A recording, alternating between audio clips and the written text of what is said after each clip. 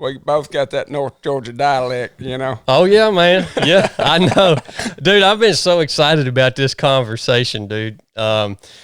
So I mean, I've been following you now for probably over a year, Matt.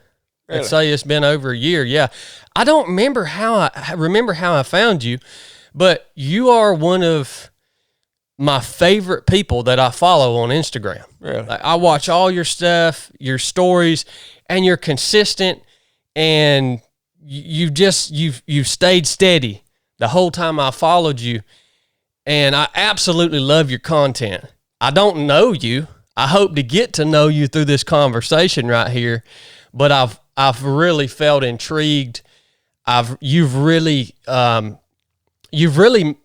posted things that have made me think. And it's interesting because I think the first time I started watching you, I thought, all right, this guy talks slow and you know, he's a little bit, seems like he's a little bit out there. You know, I'm just being honest with you. Yes, sir. But as I kept watching you, I was like, no, man, this dude's smart. This dude is smart. He's saying the right things. And it's been awesome. I love, and I think more people need to know about what you're doing, man, because more people need to hear the things you're saying. So I hope we accomplish that by sitting down and having this conversation. You know, it's a blessing. The way I got to the point that I'm at now was one by the grace of God. Yes, but you know, the way that he brought me to here was through other people that had podcasts or had platforms or whatever it was, and I got to go and share my message there, and it was all.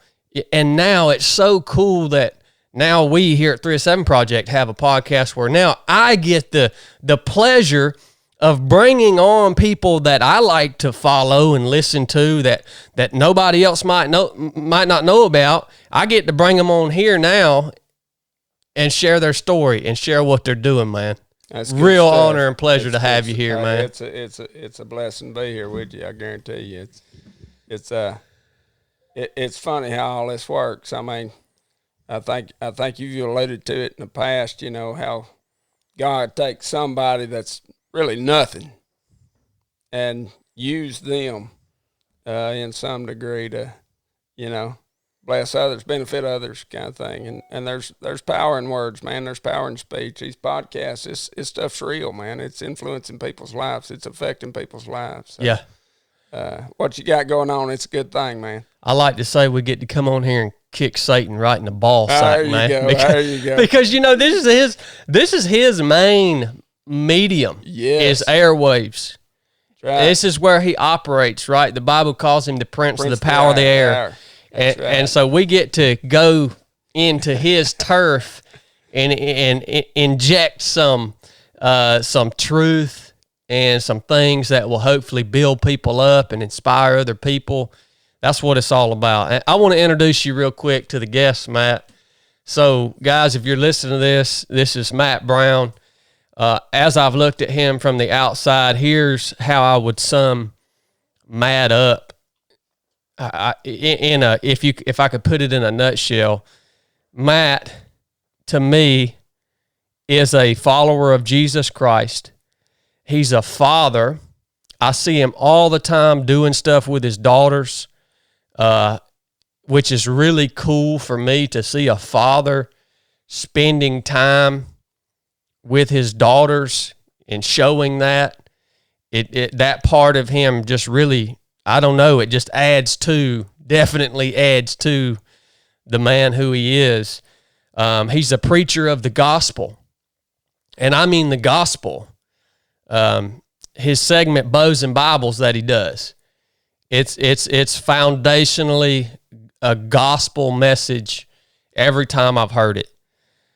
He's a magnificent storyteller. And I just watched a reel you put the other day about where you and your buddy were doing donuts around the graveyard. Yeah. It's just all that you are a magnificent storyteller. You can take these things, these memories that you have, and you tell them in a way that it's captivating, it's entertaining. I can follow them, and there's always a lesson that comes out of them, because you always finish your stories with, y'all think about that. Yes, that there, my friends, is the old way. And I really, that's a powerful gift you have, man, because if you want to reach people, you reach people through stories, and you are a storyteller. You're a hunter, a traditional archer. Yes, sir. You're a skilled tradesman. And you've built a brand. And I have, in quotation marks, the old way. That's my picture of your brand. And we're going to dig in this conversation, kind of what's Matt's philosophy behind that, and even why that resonates so much with me. The old way, right? So did I do a good job at kind of summing up who you are, Matt, in a nutshell? Yeah, absolutely. It's kind of humbling to have such an introduction. I don't think a whole lot of myself, my brand, or anything like that. But I appreciate the accolades, no doubt. Pull that mic right around to where it sits right in front of you, Matt. There you go. I want to make sure I get your voice. Yes, sir. And tilt it up just a little bit.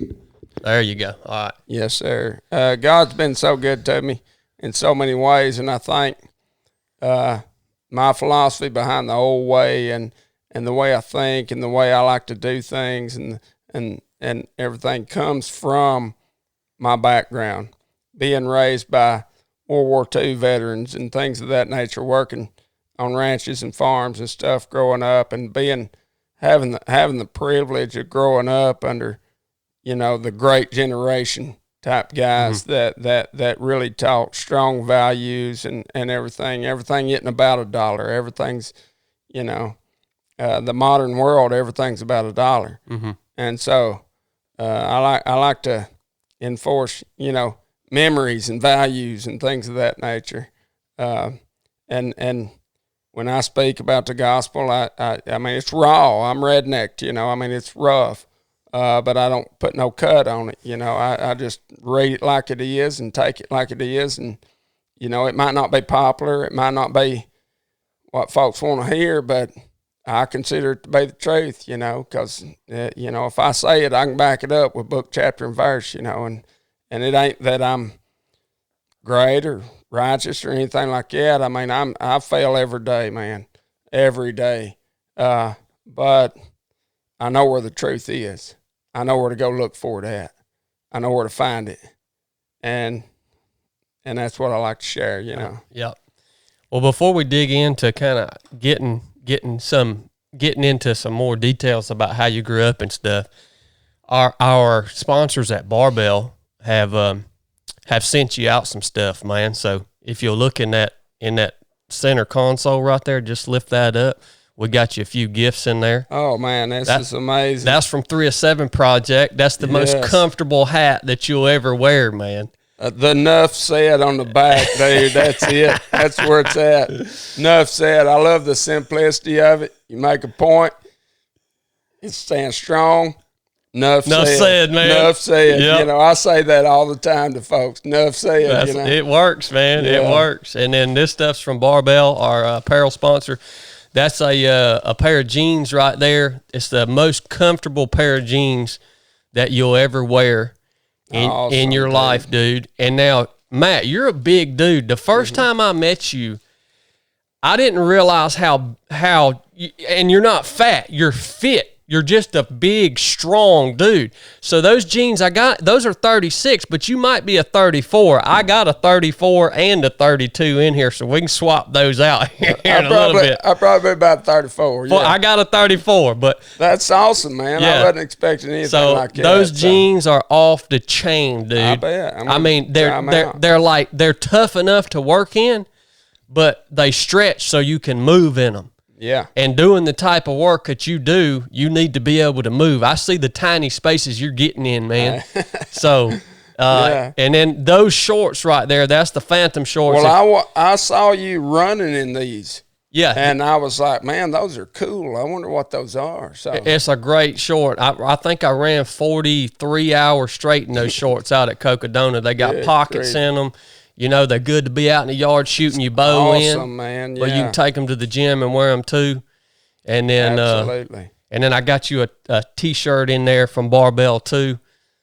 So, Barbell Apparel, thank you for making this happen. Thanks for sending stuff out for the guests here on the podcast. Yeah. They're great partners, man, and I think you'll be happy, especially with the jeans, because I know you're a jeans type of dude. Yes, sir. And I'm going to be interested to hear your feedback on the jeans. I will definitely be giving you some feedback. I will definitely be showing them off probably. That's awesome, dude. Hey, you can just set that stuff over in that other chair, man. I just wanted to get that out of the way. Yes, thanks, Barbell. So let's talk about your upbringing, Matt, because I'm interested personally. You know, where did you grow up at? I grew up in they call it Kensington, Georgia. We call it the Cove. It's in a valley between Pigeon Mountain and Lookout Mountain, Georgia. Okay. Extreme northwest Georgia up here. And grew up rough, grew up poor. Now, when you say grew up rough, what do you mean by that? Well, I was kind of raised by wolves. Okay. A lot of violence, a lot of drug abuse, alcohol, things of that nature. I was 7 years old and seen my father shoot my mother. I was about as far away from her as I am from you right now. I was 7 years old, and he shot her 3 times. She hit him in the face with a leather strop hanging on the wall. And a leather strop is the thing old-timers used to use to sharpen razors with for shaving. It was my grandfather's leather strop, and it hung on the wall, and they were fighting like they did all the time, and Mama hit him with it. And he was spun out on drugs and stuff, and he pulled a small revolver out of his pocket, and he shot her 3 times, and she lived. Thank God she lived. And he was on the run for a long time. He committed a lot more crimes after that. He went to prison.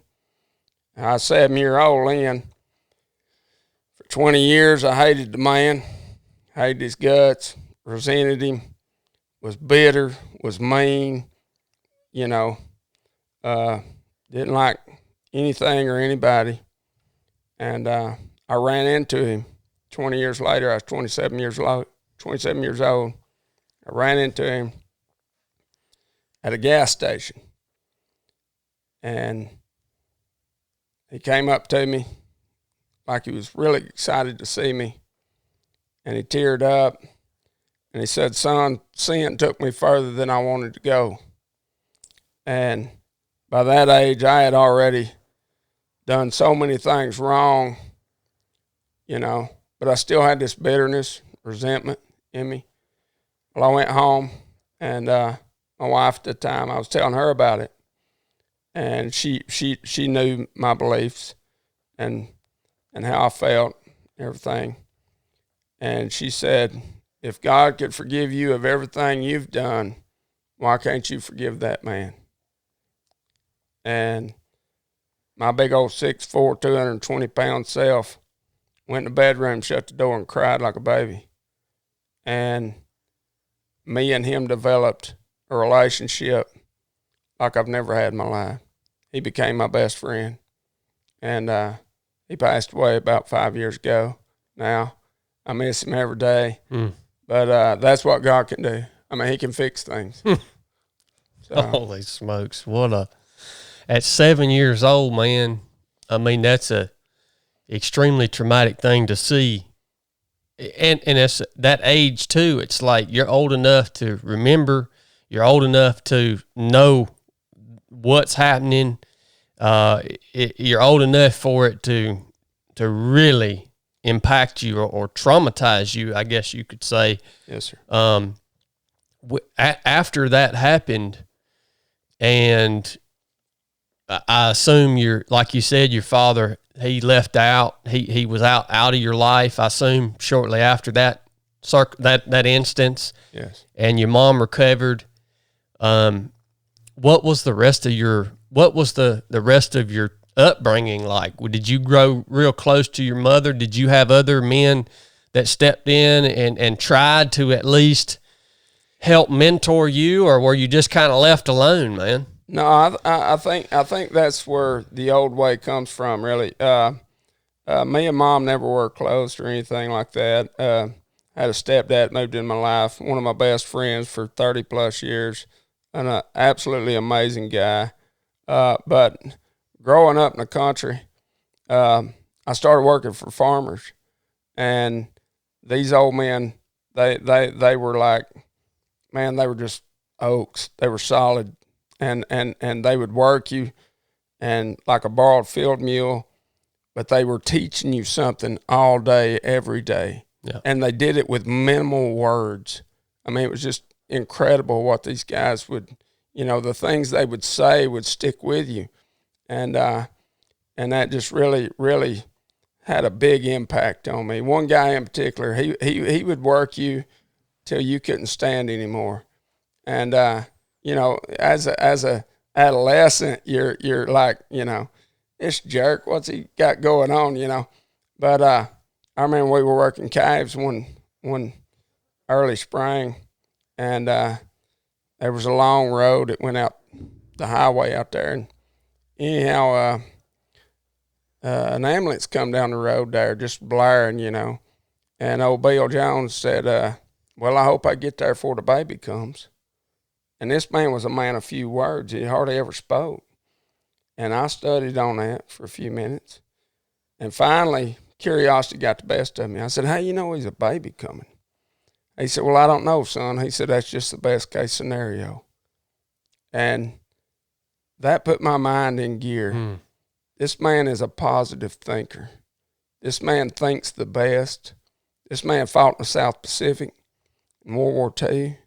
This man had seen the ugliest of mankind, and yet still had such a positive outlook on life, And with all my resentment and bitterness and everything, that's kind of what got me to thinking, hey, I want to be like these old men.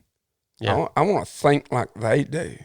I want to see through their eyes kind of thing. And I guess that's just kind of, I didn't know it was happening then, but now later in life, I realize all that brought me to where I am. Even with all my failures and sins and all the times I've disappointed people and everything, it's like if we could just cling to that old way, it was so much better.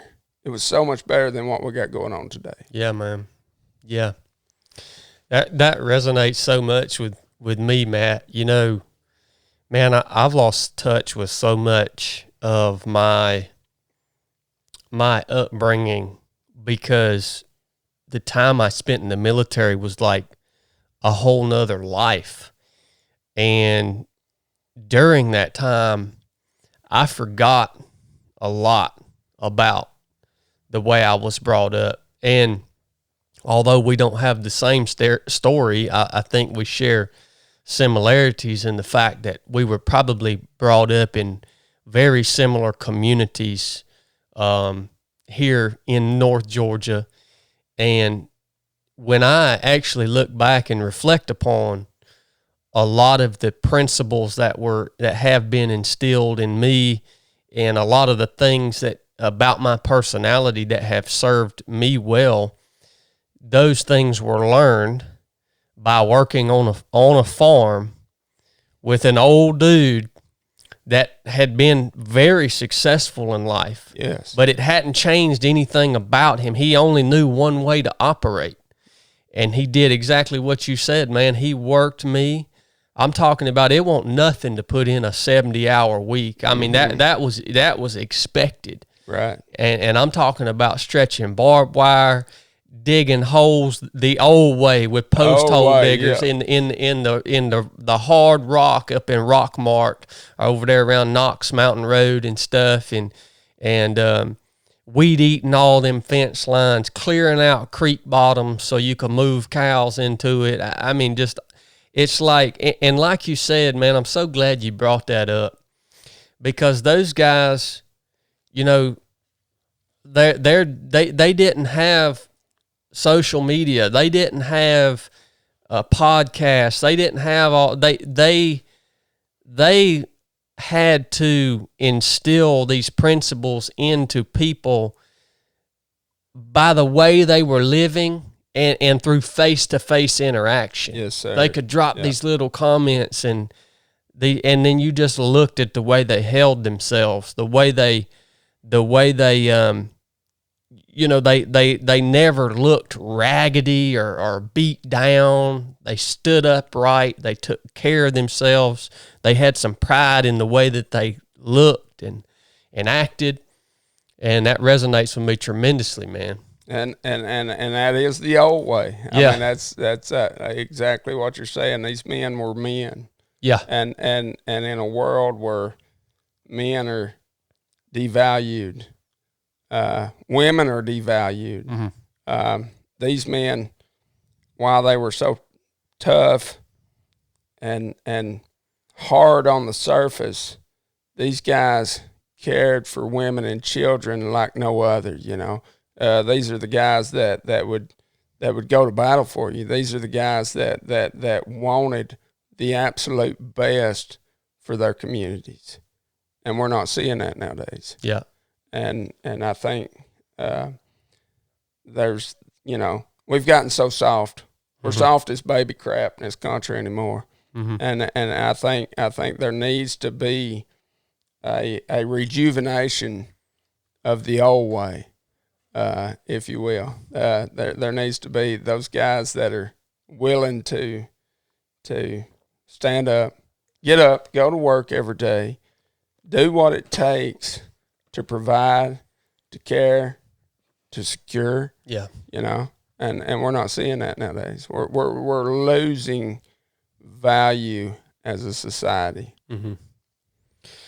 Now, coming up in your early years out there, working on the farms, doing this hard manual labor, and now you still work with your hands today, but eventually you made a turn and decided to learn a skilled trade, right? How did that happen, and what was your thought process behind that, man? Because I think the reason I want to highlight this is because I tell people all the time that the universities and the college system is a failing system, and people are starting to see that.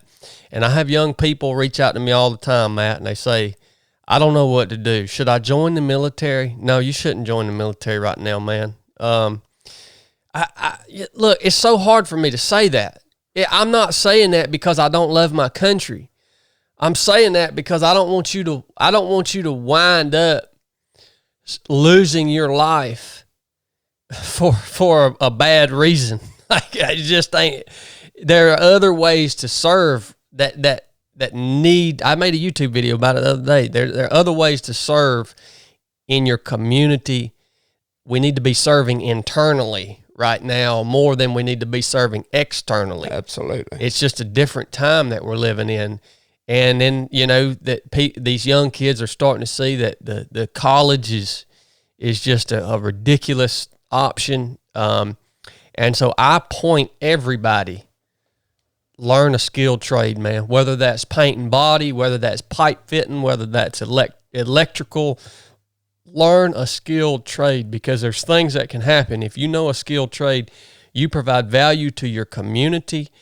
You can reach people, help people. You can become extremely wealthy.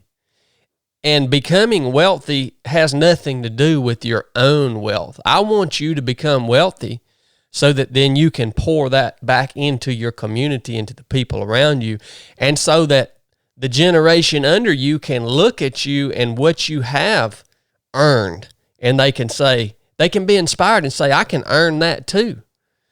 Absolutely. You know what I mean? So I want to hear your story around that, man.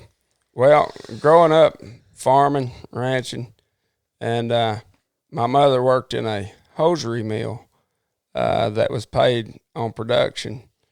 And, no matter how many hours you worked or anything like that, she did not make very much money.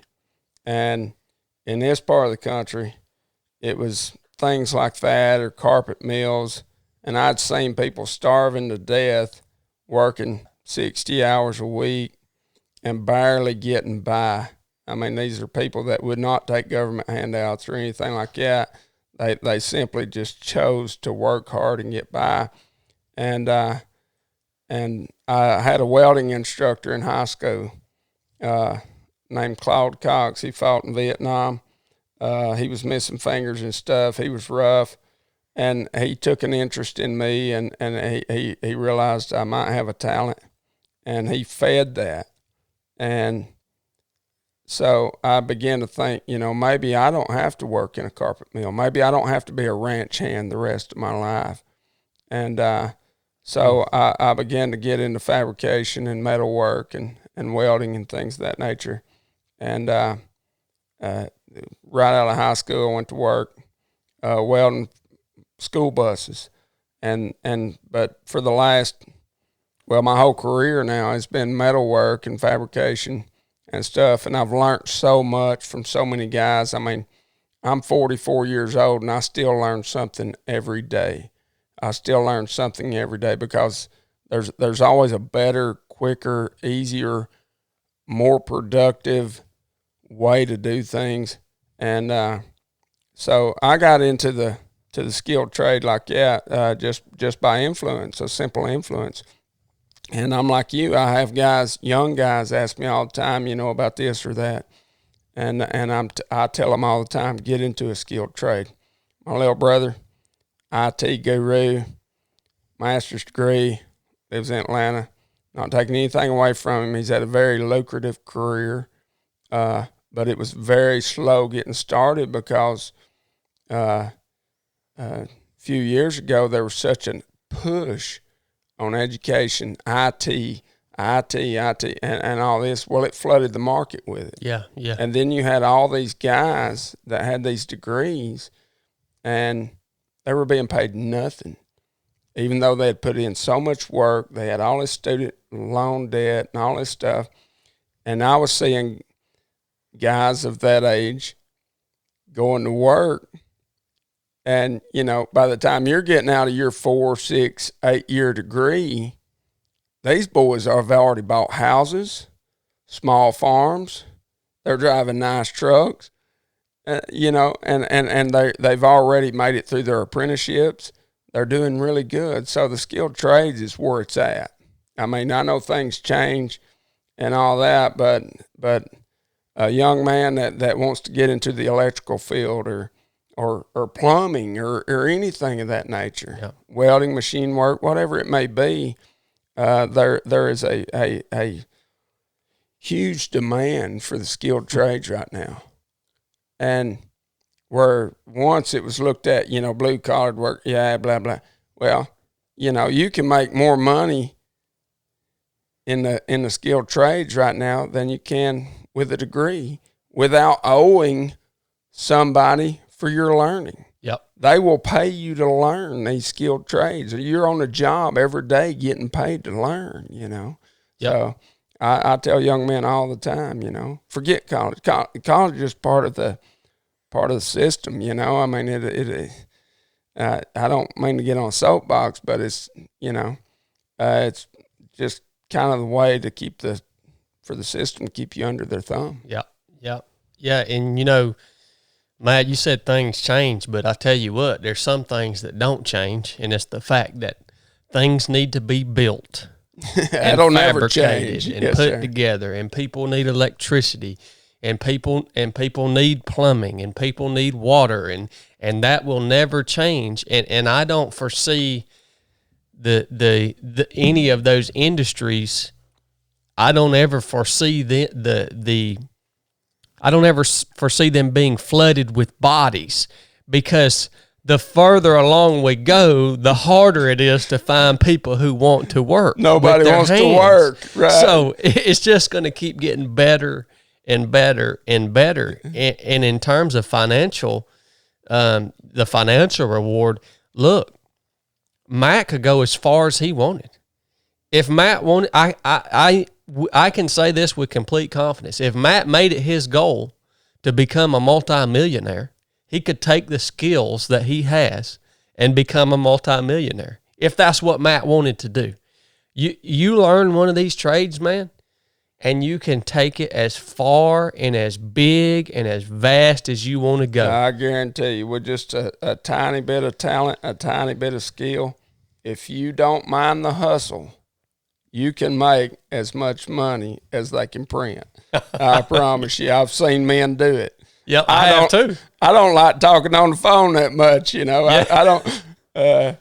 I like to clock out at the end of the day, you know. But I got friends that are millionaires that have done it in this industry.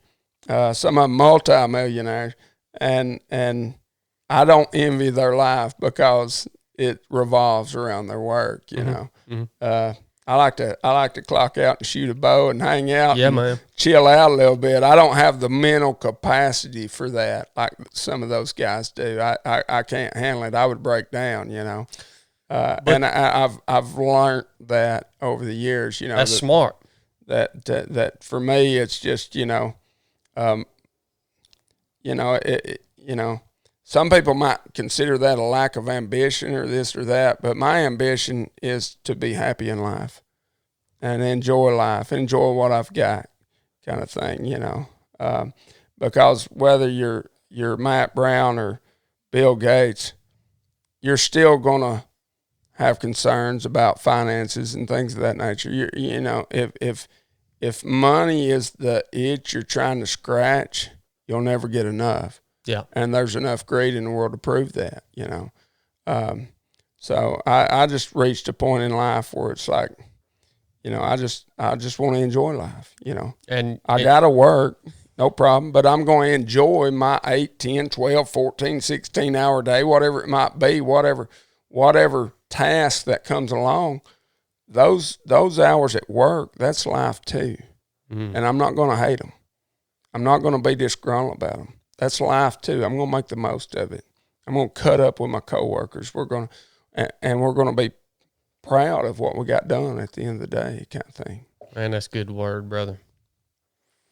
So that journey started for you in your high school years with your teacher. And before we kind of move on from this, I want to shout out to you guys who are listening that might be in your 40s, your 50s, your 60s. If you're doing something that you don't enjoy and you're struggling just to meet your daily needs, I want you to hear what Matt just said, and understand that you don't have to be 18 years old to learn a new skill.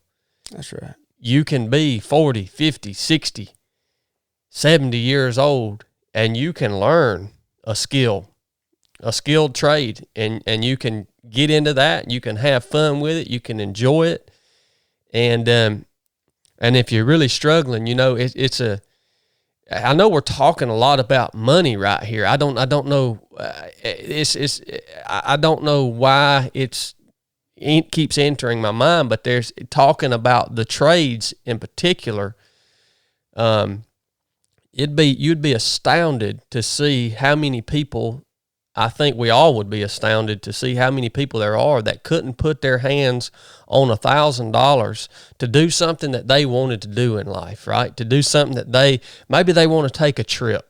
Maybe they want to get a new bow. Maybe they want to put some tires on their truck. Something that they want to do in life, right? That they can't put their hands on $1,000. And I'm looking at, and I'm just like, it doesn't have to be that way.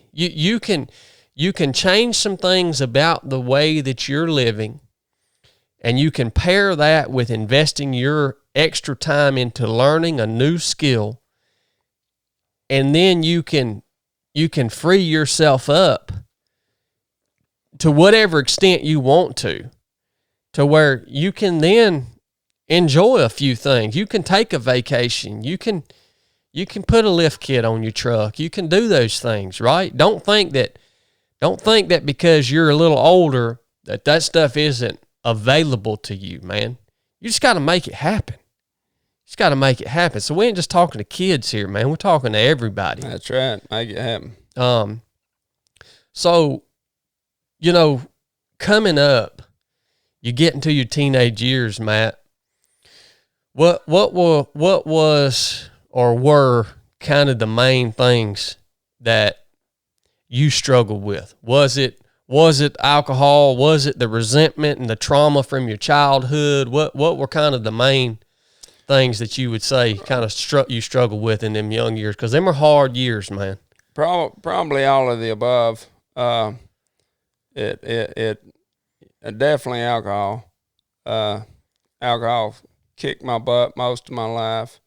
I ain't gonna lie about that. Anybody that knows me knows that. It's been some people would call it a crutch. I would call it more of an anchor, holding me back from my potential. And especially through my younger years, teenage years, early 20s and things of that nature. In my 20s, I was making extreme amounts of money. I was working on a commission-based job, and I wasn't scared to work. I'd work all day, all night kind of thing. And instead of saving that money and allocating that money to start my own business or something, I was blowing it, living just crazy, wild lifestyle, I've been there, brother. And when you look back on that, yeah, I could lay down and wallow in that, but instead I'd rather learn something from it, Okay. One, I don't have to make that much money. Secondly, I don't have to waste my money like that. Like you said, I went elk hunting with some buddies year before last. Really, really big deal for an old country boy like me, because I got to take 2 weeks off from work. Yep. And climb the Colorado mountains with some of my best friends elk hunting.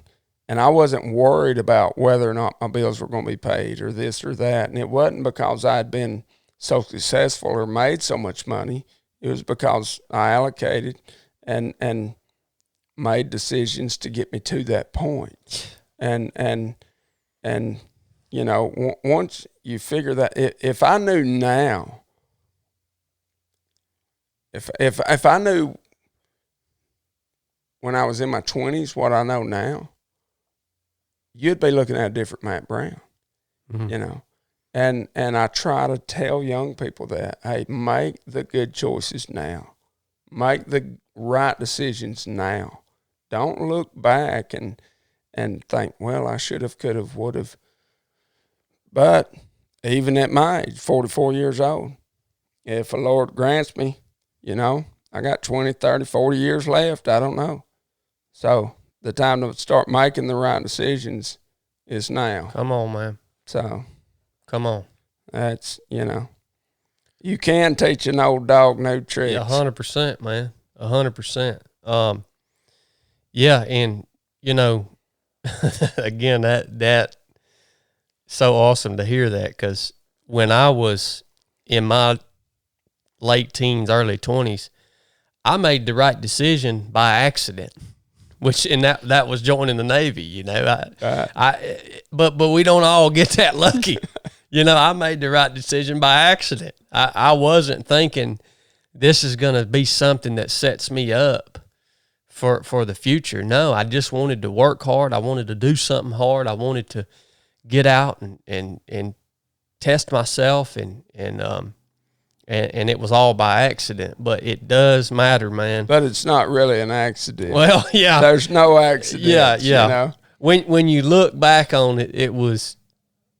I tell people this all the time, man, and I don't think they believe it. The whole reason I was a SEAL, man, is just to set me up and give me the things that I needed to have to do what I'm doing now in serving Christ. Absolutely. And I didn't even know Christ back then. Right. Didn't even know him. But he had elected me from the foundations of the world. Yes. To be his child. The election. Yeah. Yes, sir. Yes, sir. Absolutely. The scripture says it's not within man to direct his own path. Yeah. So he has chosen us, and that's a whole nother doctrinal argument. But he has made a selection, and you can be a part of that selection. All you gotta do is receive it. It's not that election was made up from the foundations of the world. But if you choose to receive it, you become part of that election. You enter into it. Yes. Yeah, I agree. And that leads me into my next question, Matt. You're coming up, man, and you're like you said, you have your struggles, just like we all, at least most of us. I don't want to say we all. I do know a few young men who are way smarter than me and you. Absolutely, yes, sir. But they make me feel dumb. Yeah, man. You know, I've seen 18-year-old kids that made me feel dumb. You know, I know a few. I know a few, brother. And but you know, you have your struggles and your trauma and the things that you're dealing with, and at what point in your life did the gospel of Christ start to become real to you? And did you really start to see your need for Christ and eventually make the decision to become a slave to Christ? How did that happen, man? Well, growing up around here, I was exposed to the gospel most of my life, I guess. I was 10 years old. My daddy was in prison, and I was at a revival in an old country church house, and some big old fat, sweaty feller grabbed me in a headlock, and I don't remember what he said, but he gave me just a little old New Testament. It looks like a checkbook almost. And he stuck it in my pocket, and I don't remember the words he said to me, but I still have that Bible to this day. Man, that's cool. And so I was exposed to it at an early age, but didn't put a lot of thought into it, really. And then I was 17 years old when I learned, you know, about repentance and things of that nature. So I, for most of my life, I knew the truth, but I ran from it. Mm-hmm. I didn't, you know, it was like, I get it, but I don't want any of it.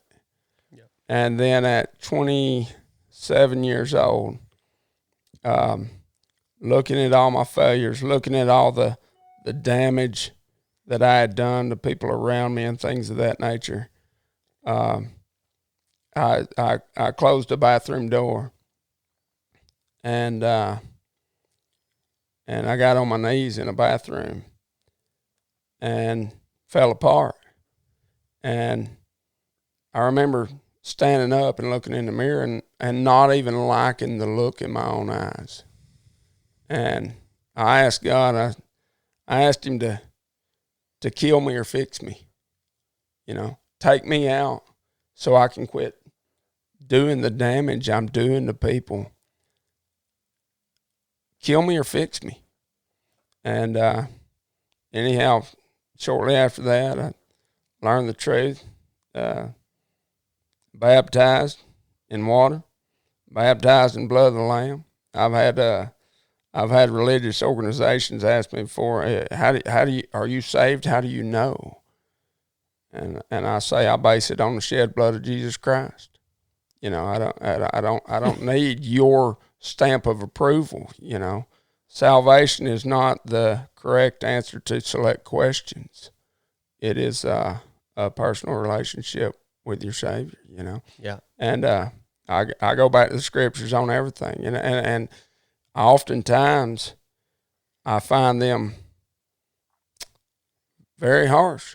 There's times I find the scriptures very uncomfortable with my life, but that don't change them. That don't annul them. That doesn't mean they go away because I find them uncomfortable. You know, yeah, it convicts me.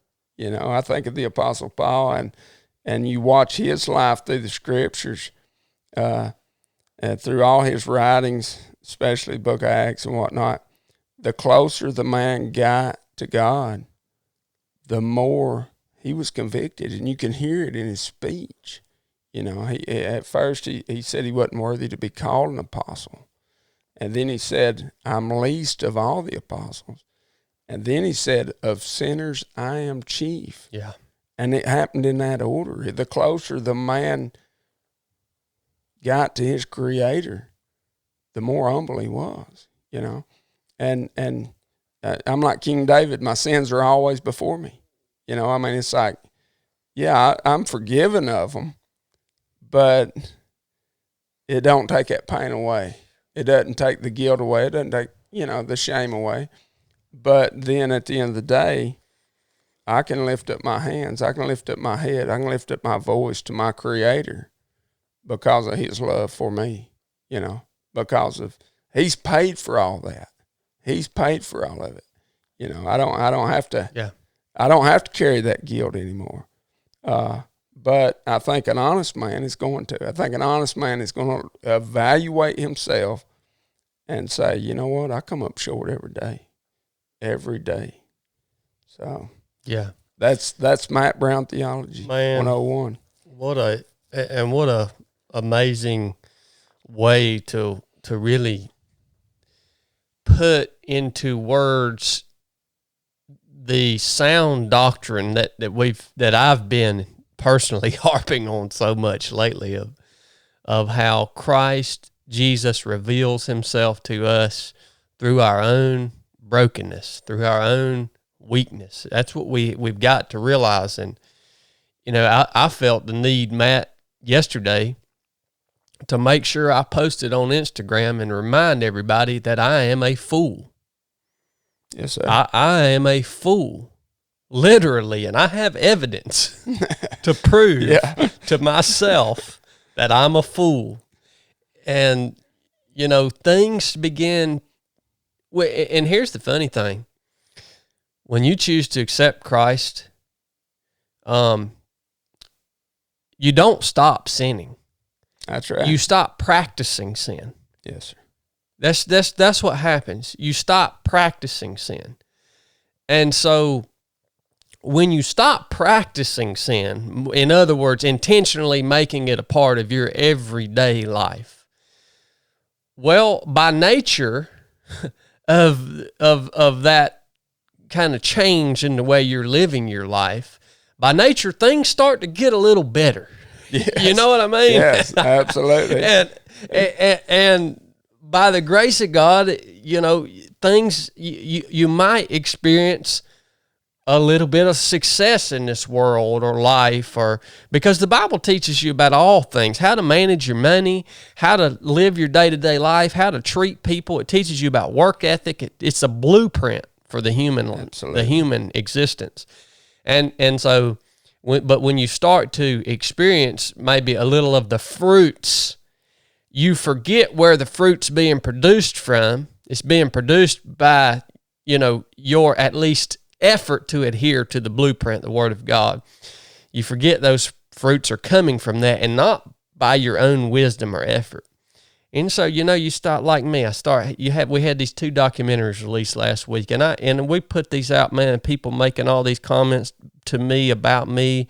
You're this, you're that, you're all good stuff, right? And it pains me because I know that's dangerous for me. Yes, sir. One, pride, forgetting where the fruits of my life are come from. It's dangerous for me, but it's dangerous for the people who are watching these things. Mm-hmm. And that's why I thought, you know what, it's time to make sure I admit to everybody publicly that I'm a fool.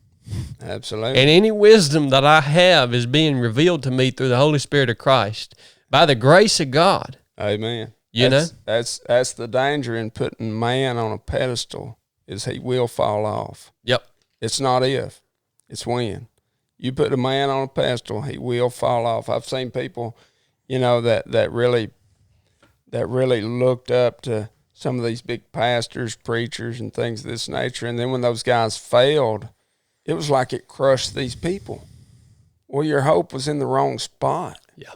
Your hope was in the wrong spot. You know, I mean, God was just using this guy. This guy's still flesh. He's still, you know, don't do that, you know. And I'm not beating up on Catholics or anything like that, but I will throw something out there a little funny. My dad said one time he always wanted to get in one of them Catholic confession booths and say, "Okay, Father, you go first." And I don't mean that in an offensive way or anything like that, but the point I'm trying to make is man will fail you 100% of the time. Yep. Your wife may fail you. Your children may fail you. Your dad may fail you. Man will fail 100% of the time. And that's the thing about the good book. It doesn't make any of us out to be a hero. Mm-hmm. It makes us out to need a savior. Yeah. And it is exactly right in that concept. I mean, it's we fail. That's what we do. That's what we do best, you know. Yeah. We need a savior. And his name's Jesus Christ. Yeah. Isn't it funny, man, how the Bible, you know, we have these men and women that are talked about in the Bible. Paul at one point calls them the heroes of the faith, right? We look at King David, we look at Abraham, we look at Moses, we look at all these different people in the Bible who God used to do these great things. And it's interesting because if the Bible would have been written by man, those men would have been glorified. Yes, sir. Right? But the Bible doesn't glorify any man. The Bible actually makes it a point, one, to point out the sinful nature of every one of those men that God used. That's right. If it would have been written by man, those details would have been left out. I mean, who would have put the details of David's affair? Who would have put the details of adultery, murder? Yeah, murder, lying. The list goes on. All that. Who would have added that? Because God is trying to show you through His Word that no, I just used this man who's just like you. I just used him to do this thing, right? And it never highlights the man. It highlights how God used the man or woman in order to accomplish His will for His people here on earth. Absolutely. So let's keep that in mind, guys. Absolutely. While we're on this topic, I gotta know, Matt, when did your daughters come in the picture, man? Because you have got some beautiful daughters, and I can tell you are passionate about bringing them up and spending time with them. And I just got to ask. Well, I got 3 grown daughters, and by the end of this month, I'm going to have another one. And that's a whole nother story. But my daughters, when they came into my life, I wanted better for them than I had. And I don't mean financially. I wanted them to grow up in a nurturing, loving home, and I poured all of my efforts into that. I would read scripture to them at night when I tucked them to bed. They had 3 bedrooms with adjacent doors all next to each other, and I would open all 3 doors after they were in bed, and I would read from Psalms, you know, something simple to them as I tucked them to bed at night. And I just tried to teach them the old way, you know, the basics of life. Love, forgive, laugh, you know, let stuff go, don't hang on to it kind of thing. And the fruits of that have been overwhelming. I got 3 amazing daughters. Everybody brags on their children, but I'm telling you, I got 3 absolutely amazing daughters. And if you talk to anybody in this part of the country that knows them 3 girls, they'll tell you the same. They're doing really well with their jobs and things of that nature. And not just that, everybody you talk to, they brag on them. It's a blessing. There's people in life that enrich your life just by their presence, the things they say, the things they do. You see how they live, you see how they act, and you know, you've met the guy that when you talk to him, when you walk away, it makes you want to be a better person. Mm-hmm. Well, that's the way those girls are, and it's no feather in my hat. It's all by the grace of God. I used to pray over them all the time. Lord, fix my mistakes. You know, I screw up every day. Lord, fix it. You know, use these girls, raise them up to your glory, use them to your glorification. Make something great out of them for your name's sake, you know. Yeah. And he really has done that. He heard my prayer. I got 3 absolutely amazing daughters. And I got one on the way that I've been praying adamantly, you know, hey, you know, hold me together long enough to do it again, Lord. Yeah, you know, so that's huge, man. Well, I know that's a big part of you, man. So I just had to, I had to get that into the Appreciate conversation. You mentioning them girls. They really are amazing. I couldn't brag on them enough, but if you know them personally, you know what caliber of people they are, and they got a lot of grit about them. They even got a little bit of stubbornness in them, you know. So I don't know where they got that from, but yeah, I heard that, son. All right, brother. Well, let's take a little break real quick, and then we're gonna really dig into talking about what the old way really is, maybe why people should even consider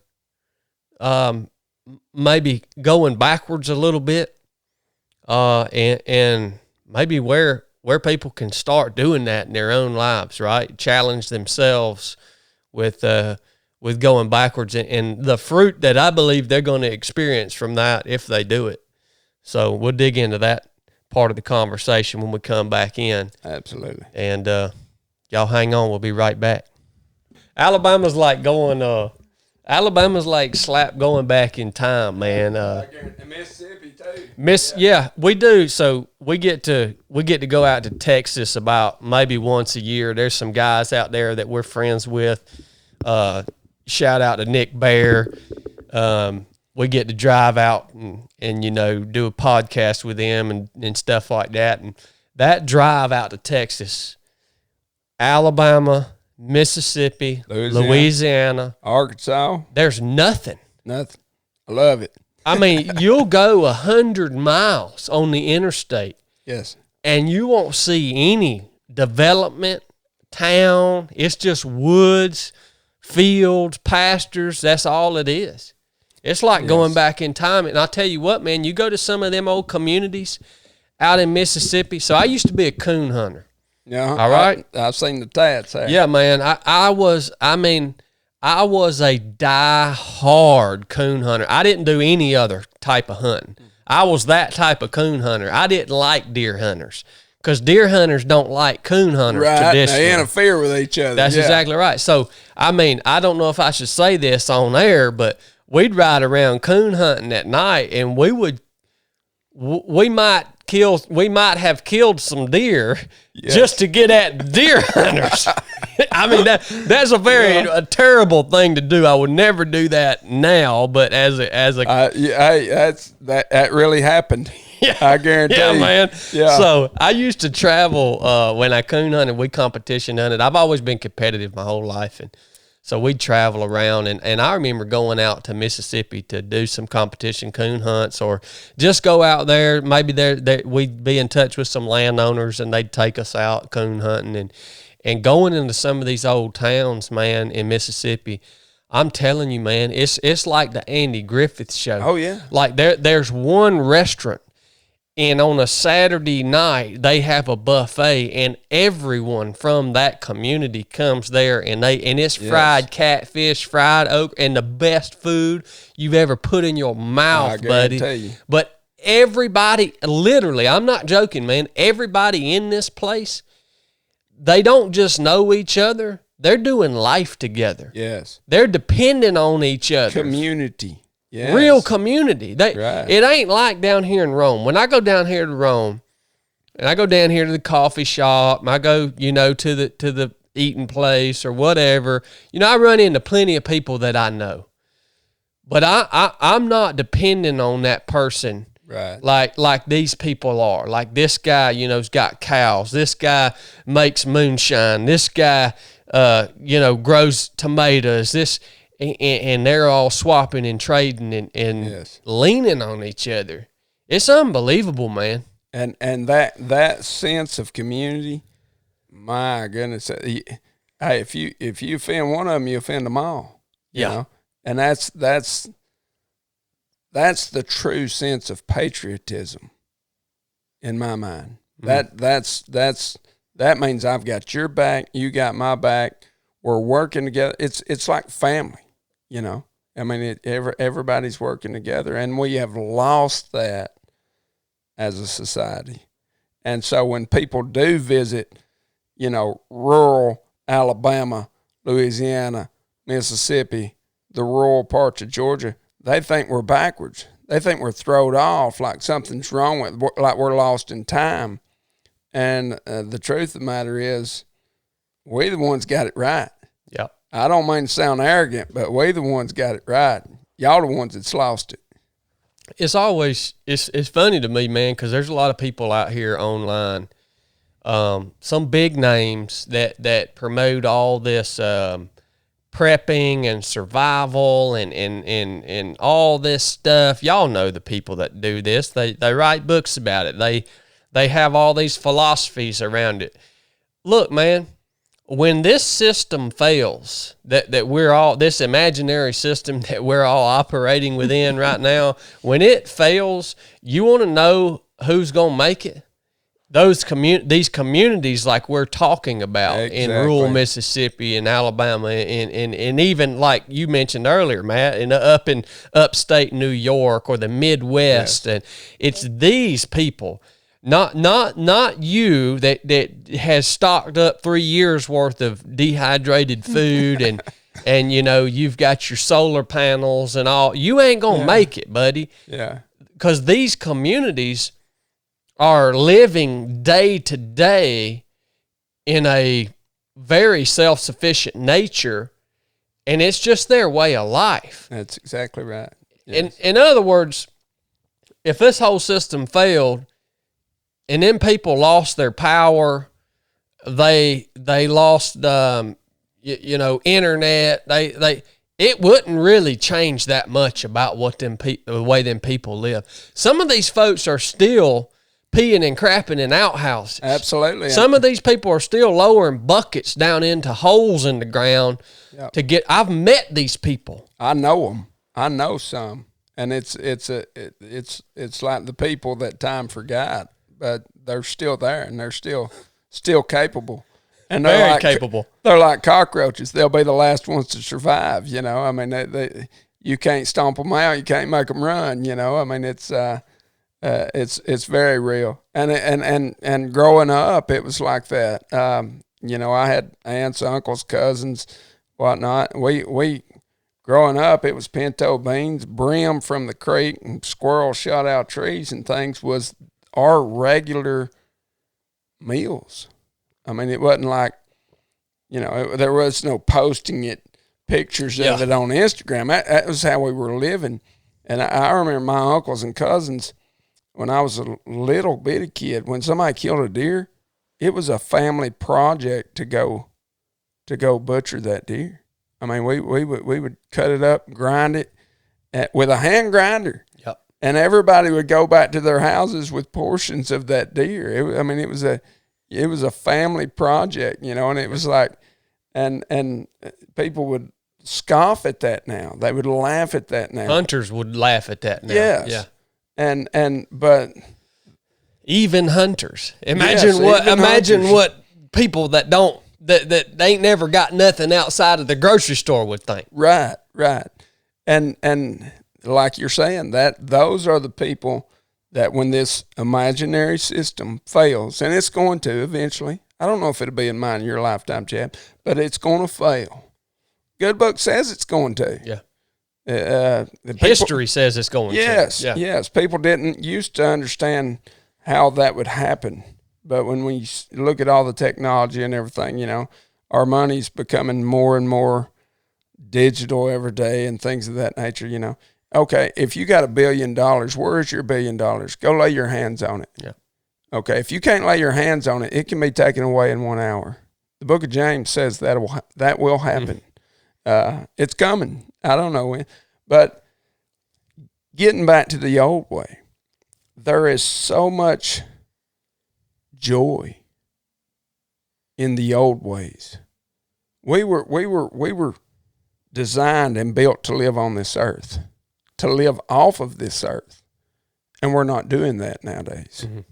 And just raising a chicken, having a chicken that'll lay an egg that you can eat, having a cow, you got a black cow that eats green grass and produces white milk that you can give to your baby.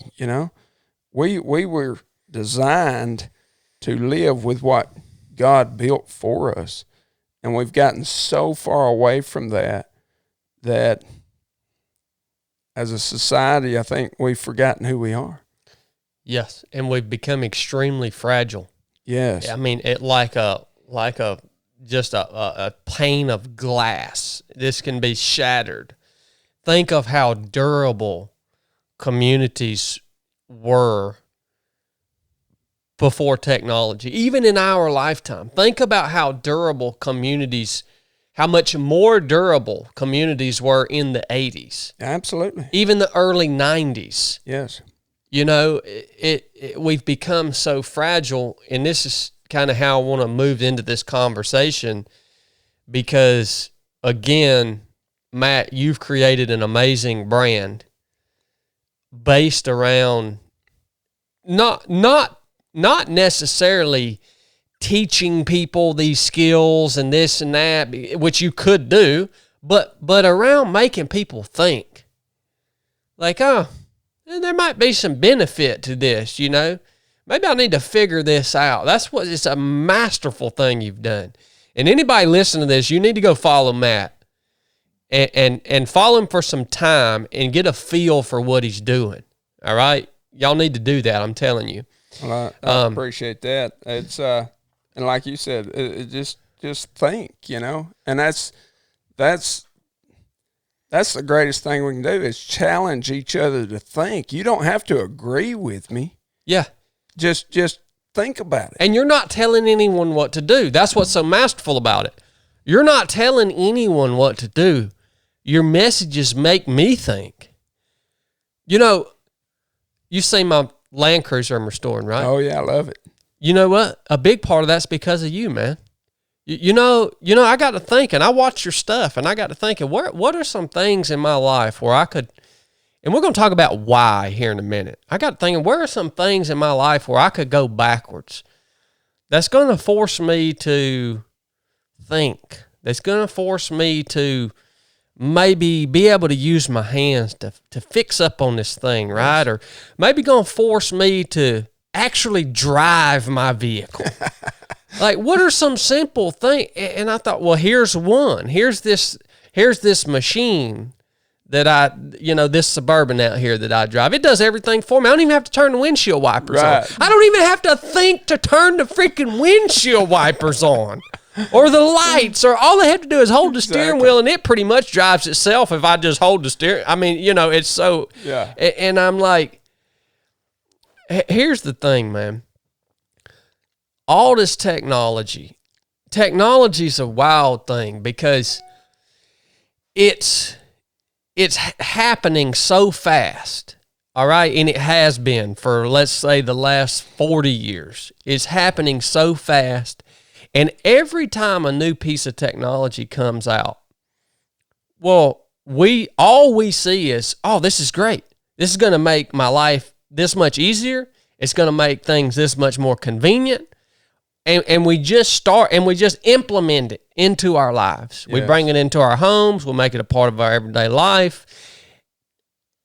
For some reason, we've chosen to see technology as a whole. All aspects of technology, we've chosen to see it in a good light. And no one has stopped to say, well, we've got to the point where we have access to this technology. We can make it, but should we use it? Should we implement this into our? It's the newest thing is this Chat GPT, the AI, artificial intelligence, and I've talked to people, had personal conversations with people that say, yeah, I use Chat GPT now to answer my text messages. I use it to respond to emails. I use it to write. College students are using it to write papers. I ask it questions, and it immediately formulates answers for me. And I'm like, okay, so we have the capability and the access to this technology, but why have you not asked yourself, should you actually partake in this or not? Because here is, in my opinion, what's happening. And you can give me your perspective on it or not. These technologies are currently and have been for the last 4 or 5 decades, they are making humans dumber.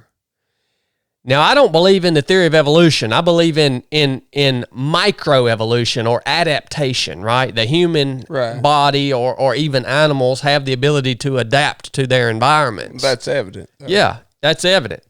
So we are, on a micro level, humanity is actually devolving. We're becoming dumber in all aspects. We're becoming physically weaker, mentally weaker, and literally less intelligent. Yes. Because of this technology. Absolutely. Would you agree with that? Absolutely, 100%. People don't learn anything anymore. It seems like it's just, what used to would take 20 years of research, you just grab your phone now and just look it up. And nobody retains any knowledge anymore. They're letting the, I don't know what you would, technology do the thinking for them. Yep. And I'm reminded of the verse, always gaining the knowledge, but never coming to an understanding of the truth. Yep. And that's, technology, it's good in so many ways. It's a double-edged sword. Mm-hmm. There's great. We're leveraging it here. Yes, we're using it today. It's great in so many aspects, but you have to think critically, like you're saying. I think you have to step back and say, okay, is this going to benefit my life? Is this going to benefit me spiritually, emotionally, physically? If not, then throw it out. Just because everybody else says you got to have it doesn't mean you got to have it. If it's hindering you in some way, get rid of it. Don't go along with the status quo on things. Yeah. I was like the last guy I knew to get a smartphone. I carried a flip phone. I was like one of those old men with a cane at the grocery store, and all my coworkers and everything, they give me so much grief. And finally my work, pushed me into, I had to have it in order to, do the things I got to do. In and of itself, it's not bad. Mm-hmm. You can grab that smartphone and, you can send pictures back and forth with your kids. That's good. It's wholesome. There's not a thing wrong with it. You can also grab that phone up and look at pornography. I mean, it's what you choose to do with it, kind of thing. Yeah. And that's the scale with all this technology. I mean, it's what do you choose to do with it? How much of it do I want in my life, and how much of it am I going to use, and what am I going to use it for? Yeah. Yeah. And I can even see, thinking about the phone in particular, I can even see like, if you've got something, let's say you got something wrong with your vehicle, or maybe you got something wrong with an appliance at home.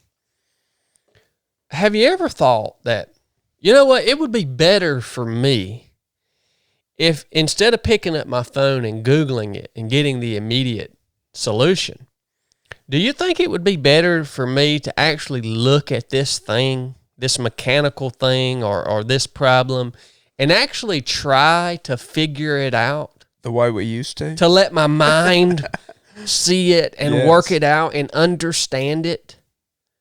Like, that would probably be a good choice. We were designed to do that. We were designed to think. We were designed to create. We were designed to produce. And we were robbing ourselves of that. Yeah. I believe it's affecting us as a society. It affects me personally. Like you said, it numbs us down. We're getting dumber, lazier, every day. And like you said, everything that comes along, oh yeah, I need this in my life. I need that. And it's, what is it doing for you? And convenience isn't a good enough excuse. If it's making your life more convenient, that is not a good enough, that's not to imply that it's doing something good for you. Absolutely. Convenience can actually do the opposite. It can make things worse for you. It'll take away. Absolutely. Yeah. Yeah. I got to ask you, Matt, we talked about leveraging technology, and again, that's a choice that we make because, you know, in my mind, it's like, this is the way everybody's chose to go.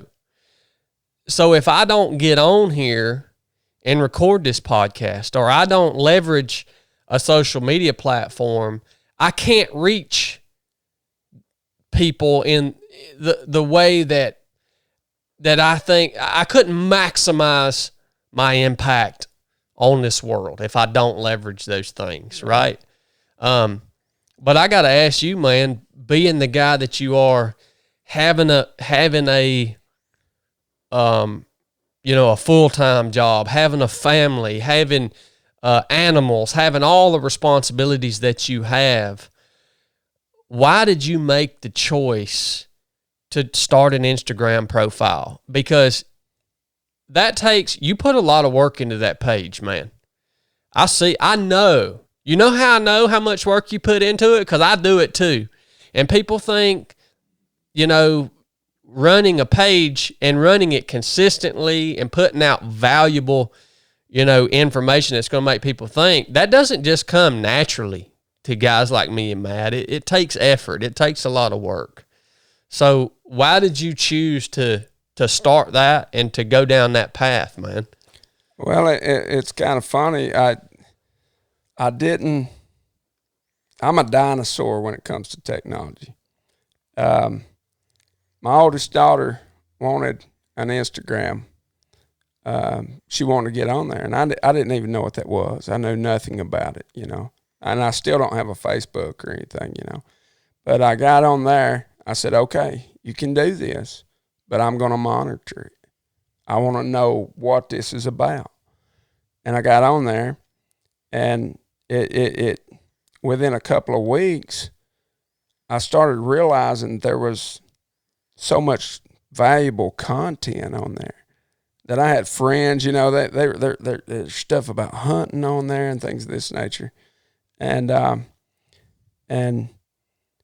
that's about the same time that I started selling turkey calls. I was already building them, but that's about the same time I started selling them. And I thought, well, I'll use this. Maybe I'll sell a call or two, kind of thing. And as it progressed, it became less about selling turkey calls and more about just trying to get people to think. Yep. And I try to do it in a manner that's not abrasive. I have a lot of thoughts and opinions that are very unpopular when it comes to political matters, when it comes to racial matters, things of that nature. And I thought, maybe I can use this for good. Maybe I can make somebody think. And like you said, it's not something that comes natural for me, Me either. So I have to think about it. And if you look at any of those posts, maybe you get something out of it, maybe you don't. If you don't get something out of it, look a little deeper, because sometimes I'm trying to say something without saying it. And I just try to provoke people to think. The best way to learn is to be challenged by what you believe. I truly believe that. I mean, me and you could sit here and agree with each other all day on every matter under the sun and not really gain anything from that. But if you oppose my opinion or my belief on something, you're going to cause me to think and defend myself. And if I'm honest, I'm going to look at both sides of the situation. I'm going to look at both sides of it, and then I'm going to have to evaluate and work with that from there. Mm-hmm. And so a lot of times, racism's big in the South. Let's don't hide it. It's huge. And so sometimes I'll throw stuff out there just to make people think. I mean, I got friends who they don't even realize how racist they are. Yeah. Because it's so ingrained in them, and I'll try to provoke them to think a little bit, And that don't mean we can't have fun with each other or laugh at each other or anything like that. That's part of what's wrong with everybody nowadays. Everybody's so butthurt over everything, hey, if we can laugh about it, then we've reached some common ground. We might actually begin to talk about this and might get somewhere, whether it be political or religious beliefs or what have you. Yeah, man. So if you can't take a joke, then it really shows how narrow-minded you are. Yeah, yeah, I love that, man. For the listeners that might be that might agree, might be looking at their own life and saying, you know what, I am getting dumber. If I didn't have this device, I couldn't find my way to my best friend's house on the other side of town. Maybe they're thinking, yeah, if I had a dead animal and I needed to eat, well, I wouldn't be able to feed myself. I would probably kill myself because I don't know what to do, and I would contaminate the meat. Matter of fact, I wouldn't even know what to eat off of this. Maybe they're thinking, yeah, man, I might need to start making some changes in my life. I want you to talk to the listeners about that. Where does that start? Where is that the beginning of that for people? And maybe it starts with the philosophy, but to put boots on the ground with it, so to speak. Yeah, I think it'd just be a matter of, a simple garden. Just grow a very simple garden. If it all dies, you've lost nothing. Go to the grocery store, buy you some cucumbers or whatever, but start small. If you're not associated with this old way, this old lifestyle, these natural ways, just start small. Google it, by all means. Google it and start growing a very small garden or something. If you have room, get you a few chickens and see how they interact together, and you'll begin to realize that not only are they getting the ticks and the fleas and the bugs out of your yard, they're providing protein for you. An egg a day will sustain a human being, an egg a day. I mean, I know in our culture, most people want to eat a whole lot more than that, but it will keep you alive. Yeah. An egg a day, And a chicken is self-sustaining. You can't starve a chicken. You can't poison a chicken. Them's the toughest critters on earth, I reckon. Don't let your dog eat him. Other than that, you got an egg a day, Yeah. Simple things like that. Catch a fish. I mean, you ain't got to be, in the Bassmasters Classic. Just grab a cane pole or a little cheap rod and reel and catch a few brim. Take them home. Scale them, fry them up, eat them, and enjoy the work of your own hands. Where for one time in your life, you'll realize, hey, I can sustain my own life. You think you're sustaining your own life by your direct deposits and all of this and that, but that can be taken away at the drop of a hat. And there's a self satisfaction, there's a gratification, there's a self-building principle in that so many people have lost touch with. Mm-hmm.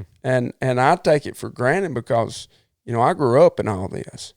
But as I see this modern world evolving more and more and more, it's like, I think that's why people take an interest in what I am saying and what I'm doing, because I am becoming a minority. People that are self-sustaining are becoming a minority in this country. And it's like, that's why people are interested in it. It's like, wait a minute, look at this guy. Watch him clean these fish. This guy cooked a rattlesnake on his smoker and ate it, Wow, they think that's some big deal. I've been doing that all my life. Mm-hmm. I didn't know it was rare until I got into Instagram, and then I started seeing all the feedback and comments and things of that nature. It's like, it's just what I do. Yeah. Sometimes I'm afraid people think I'm like putting on some sort of show or front or something, and that's not it at all. It's not it at all. I just realized at some point that people are not being exposed to self-sustaining lifestyles, you know. Yeah. I mean, yeah, I have to go to work. I got bills to pay. I mean, I got, you know, I do banking, online banking, all that garbage too, but that's not who I am. And if that system fails, I'm going to keep on trucking. Yep. You know, Yep. and so, but I think that's why people take an interest in it, because it's becoming rare. Big time. Yeah. Big time. It's nearly dead. Yeah. It's nearly dead. I just think this is, you know, for me, I think a big part of this, Matt, is forcing lifestyle changes that require me to slow down. Right? Because the reason we don't think is, one, all the answers are provided for us, and then that allows us to move so fast that we don't ever have time to think, right? Yes. So, you know, Matt just hit on a lot of the practical nature of, yeah, man, grow a garden, catch a fish, learn how to clean the fish, cook it. But I think on top of that, I go back to my old Toyota, you know, truck I bought. The philosophy behind that for me is I can't drive fast in that truck. That truck only goes 60 miles per hour. Right. It's pegged out at 3,500 RPMs. It's a 4-speed transmission. And that's my everyday driver once it's finished, you know. And everybody, you know, I took it up to that shop and they're like, "Oh, we can put this LS engine in it and this fuel injected V8 and you can run 80 miles an hour." I'm like, "No, I don't." That's defeating the purpose. Like, I want to implement things in my life that are going to force me to slow down.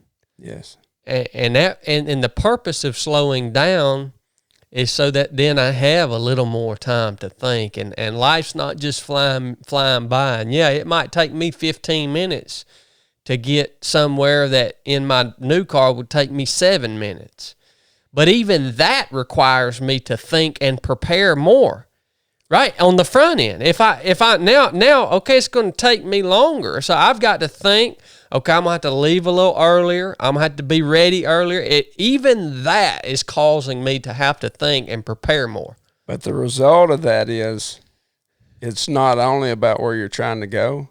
Now you're going to enjoy the ride. Yeah, man, 100%. That's what it's about. Enjoy the ride. You know, it's not always about what's next. Getting there. Enjoy the process. Man, that's key. Enjoy the ride, you know. It's you talking about your truck there. I totally get it. I got an old one myself. Archery. I shot archery since I was 13 years old. In 2019, I grabbed a stick bow, a recurve bow, stick and a string. And I thought, there's no way I'm going to be able to do this. It was hard. The process was hard. I was used to shooting a compound, top of the line, flagship bow, best wrist release, you know, everything, sights, all this stuff. All of the thinking was being done for me. It does everything for you. It does everything for me. Yep. So when I grabbed that stick and string, it was a challenge to me because it was hard. And it was like, and I'm just stubborn and hard-headed enough to where I'm going to do it if it kills me. And just a few years later, totally in love with it. Mm-hmm. I've won competitions shooting and stuff like that. The process.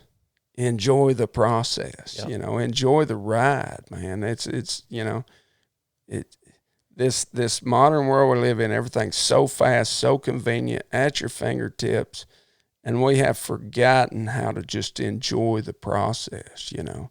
Yeah, you can go out and eat and buy, you know, a finest meal they got to offer in town.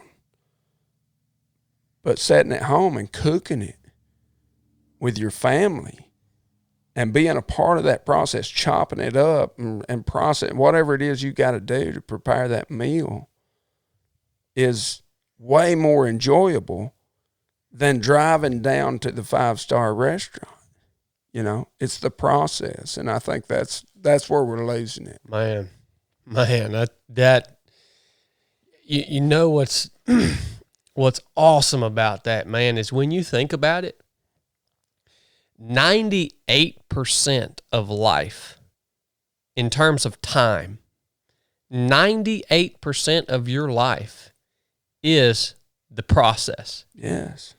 And the other 2% are those highs, right? Mm-hmm. When you finish the 250-mile race, when you kill that monster buck with traditional archery set, when you achieve, right, that pinnacle, that's 2% of the time. Yes. You're talking about, you look back on your whole life, and if you counted up all the days that you spent on the pinnacle, it might amount to just a few weeks, right? If you put all those days together. And everything in between is the process of getting there. And when you truly begin to enjoy the process, when you reach the goal, it's anticlimactic. It's like you just ran 250 miles. When you finished, well, it was over then. It was over. Yeah. You know what I mean? It was, you were fighting for something. You were struggling for something. You were in the process. And as bad as that process may have sucked at times, when you got to the end, it was over. And that's where we want to skip the process nowadays. Yeah. We just want the result. We want the instant gratification. We want to skip the process. The enjoyment is in the process. Like you mentioned, killing a big buck. Hey, all the prep work, all the broadhead sharpening, all the practice shooting, all the hanging stands, the scouting, all of that, that's the fun part. Because when you take that animal, it's over. Yeah. It's over. You know what I mean? So no matter what it is in life, just we need to slow down and enjoy the process. That's what the old way's all about. I build turkey calls, and I build them one at a time. Everything about it is completely handmade, you know. Yeah, I use modern tools and stuff, you know, but no two are the same. And I pride myself in that, because if I build you a turkey call, that's your call. Mm. There's not another one like it on the planet. You can't go to Walmart and buy one, you know. Yeah. And I get to know you'll take a bird with that. Your child, your grandchildren might take a bird with it, your nephew, years down the road. It's the memories that are going to be behind that thing, you know. I have a lucrative job. I don't build turkey calls for a living, you know. But when guys send me back letters or send me back comments and this and that, you know, and showing me pictures and stuff where them or their children have taken a bird with that call, I got to be a part of that hunt. Yeah. You know, and that's what the old way thing's all about. It's about slowing down and let's think critically. Let's enjoy the process. Let's think a little bit more than just about money and everything that's going on. Slow down, enjoy life, and do it the old way. Man. And you guys listen to this. I know you can sit here and think of how this applies to your life, and you can sit here and think of so many aspects of your life that where you are taking the convenient route because you want to skip the process. I think of it, the big example that pops into my mind, Matt, is because I'm a hunter too, all right? When I kill a deer, I'm guilty of wanting to skip the process. You know what I do? I carry it down to my guy up the road up here, and he takes it out of the back of my truck from me. He calls me when it's cut up and ready to go. You're robbing yourself. Skipped it, man. Yes. Just like there's so many, and I know you guys listening to this, your lifestyle might be totally different than mine or Matt's, but you can see things in your life. Why am I cheating my dang self of that, man? Like, think of, if I took that deer after I shot it, and let's say I don't like to hunt by myself. Let's say I had some buddies there with me, because hunting to me is a community thing. Yes. We're going to talk about hunting here in a minute, but let's say I have my little brother there with me, and maybe another buddy, and I get this deer, man, and let's say we had us a little table set up, in the shop there, and let's say we took that animal in, and even though it was after dark, we've been hunting all day, we was tired, we took that animal in, and we did the work to break that animal down and package it and process it so that we could then eat it.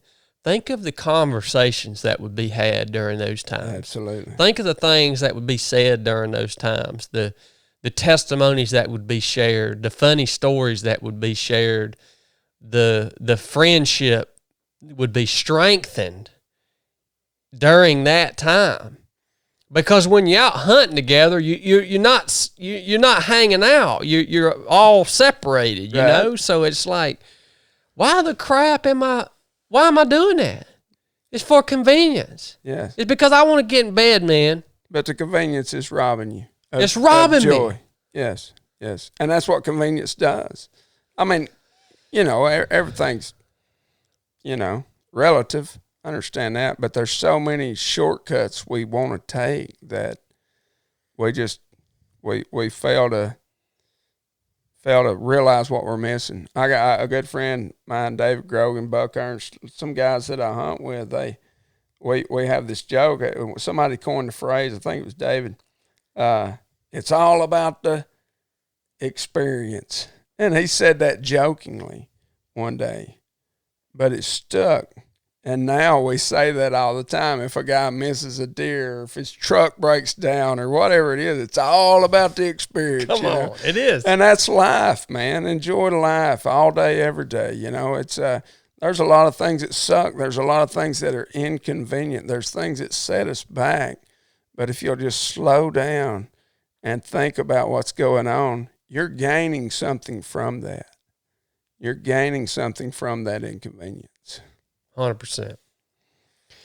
Matt, I don't get to talk a lot about hunting on the show, because this show, the 307 podcast, I mean, we're usually off on some, talking about some race or some run or challenging someone spiritually or mentally.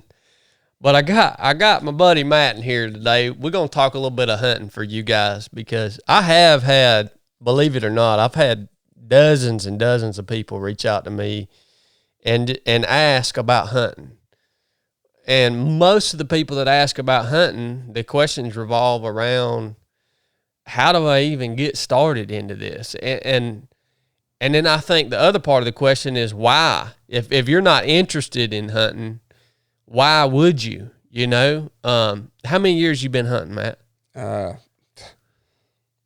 Since I was big enough to walk, I was hunting something, I guess, Daddy carried me in one arm in diapers and the other arm with a single barrel 12 gauge shotgun, so as the time I could walk, I had a BB gun. I was chasing something I probably ought not been to, but I guess really hard since I was about 11-year-old. Started bow hunting when I was 13, 44 now. That's about the same time I started. Now I'm 9 years younger than you, but about the time I started, 13, around there. But I do remember, my uncle, my uncle and my aunt holding my hand, walking to a tree dog, through the woods, and just, I can just barely glimpse memories of that. Mm-hmm. My cousins riding on my uncle's shoulders, walking down to the tree dog, and it's been a part of my life. Hunting has been. It's been one of the very few things in my life that's been unwavering. Yes. I've never lost the passion for it. Now, there's been seasons in my life where I didn't get to do it nearly as much as I would have wanted to do it, but the passion for it has always been there. It don't never leave you. It's weird, man. Yeah. And it doesn't matter if you're coon hunting, bear hunting, deer hunting, turkey hunting, whatever it is. It's that connection with the woods and just being involved in that chase. It gets in your blood, man. It don't ever leave you. It's like a bad drug. What is that, dude? I can't explain it. If I could bottle that up and sell it, I'd be a billionaire, I guess, and people that's never done it don't understand it. And they might even knock it sometimes because they don't understand it. But I've never met anybody that engaged in a hunt that said this is wrong or this is bad or this or that. It's always been people that's never, ever been a part of any of that process. Whether you're running dogs or still hunting, whatever it may be that you're doing. I've met anybody that done it that disagreed with it or didn't like it. I mean, it's a natural. There's something in us.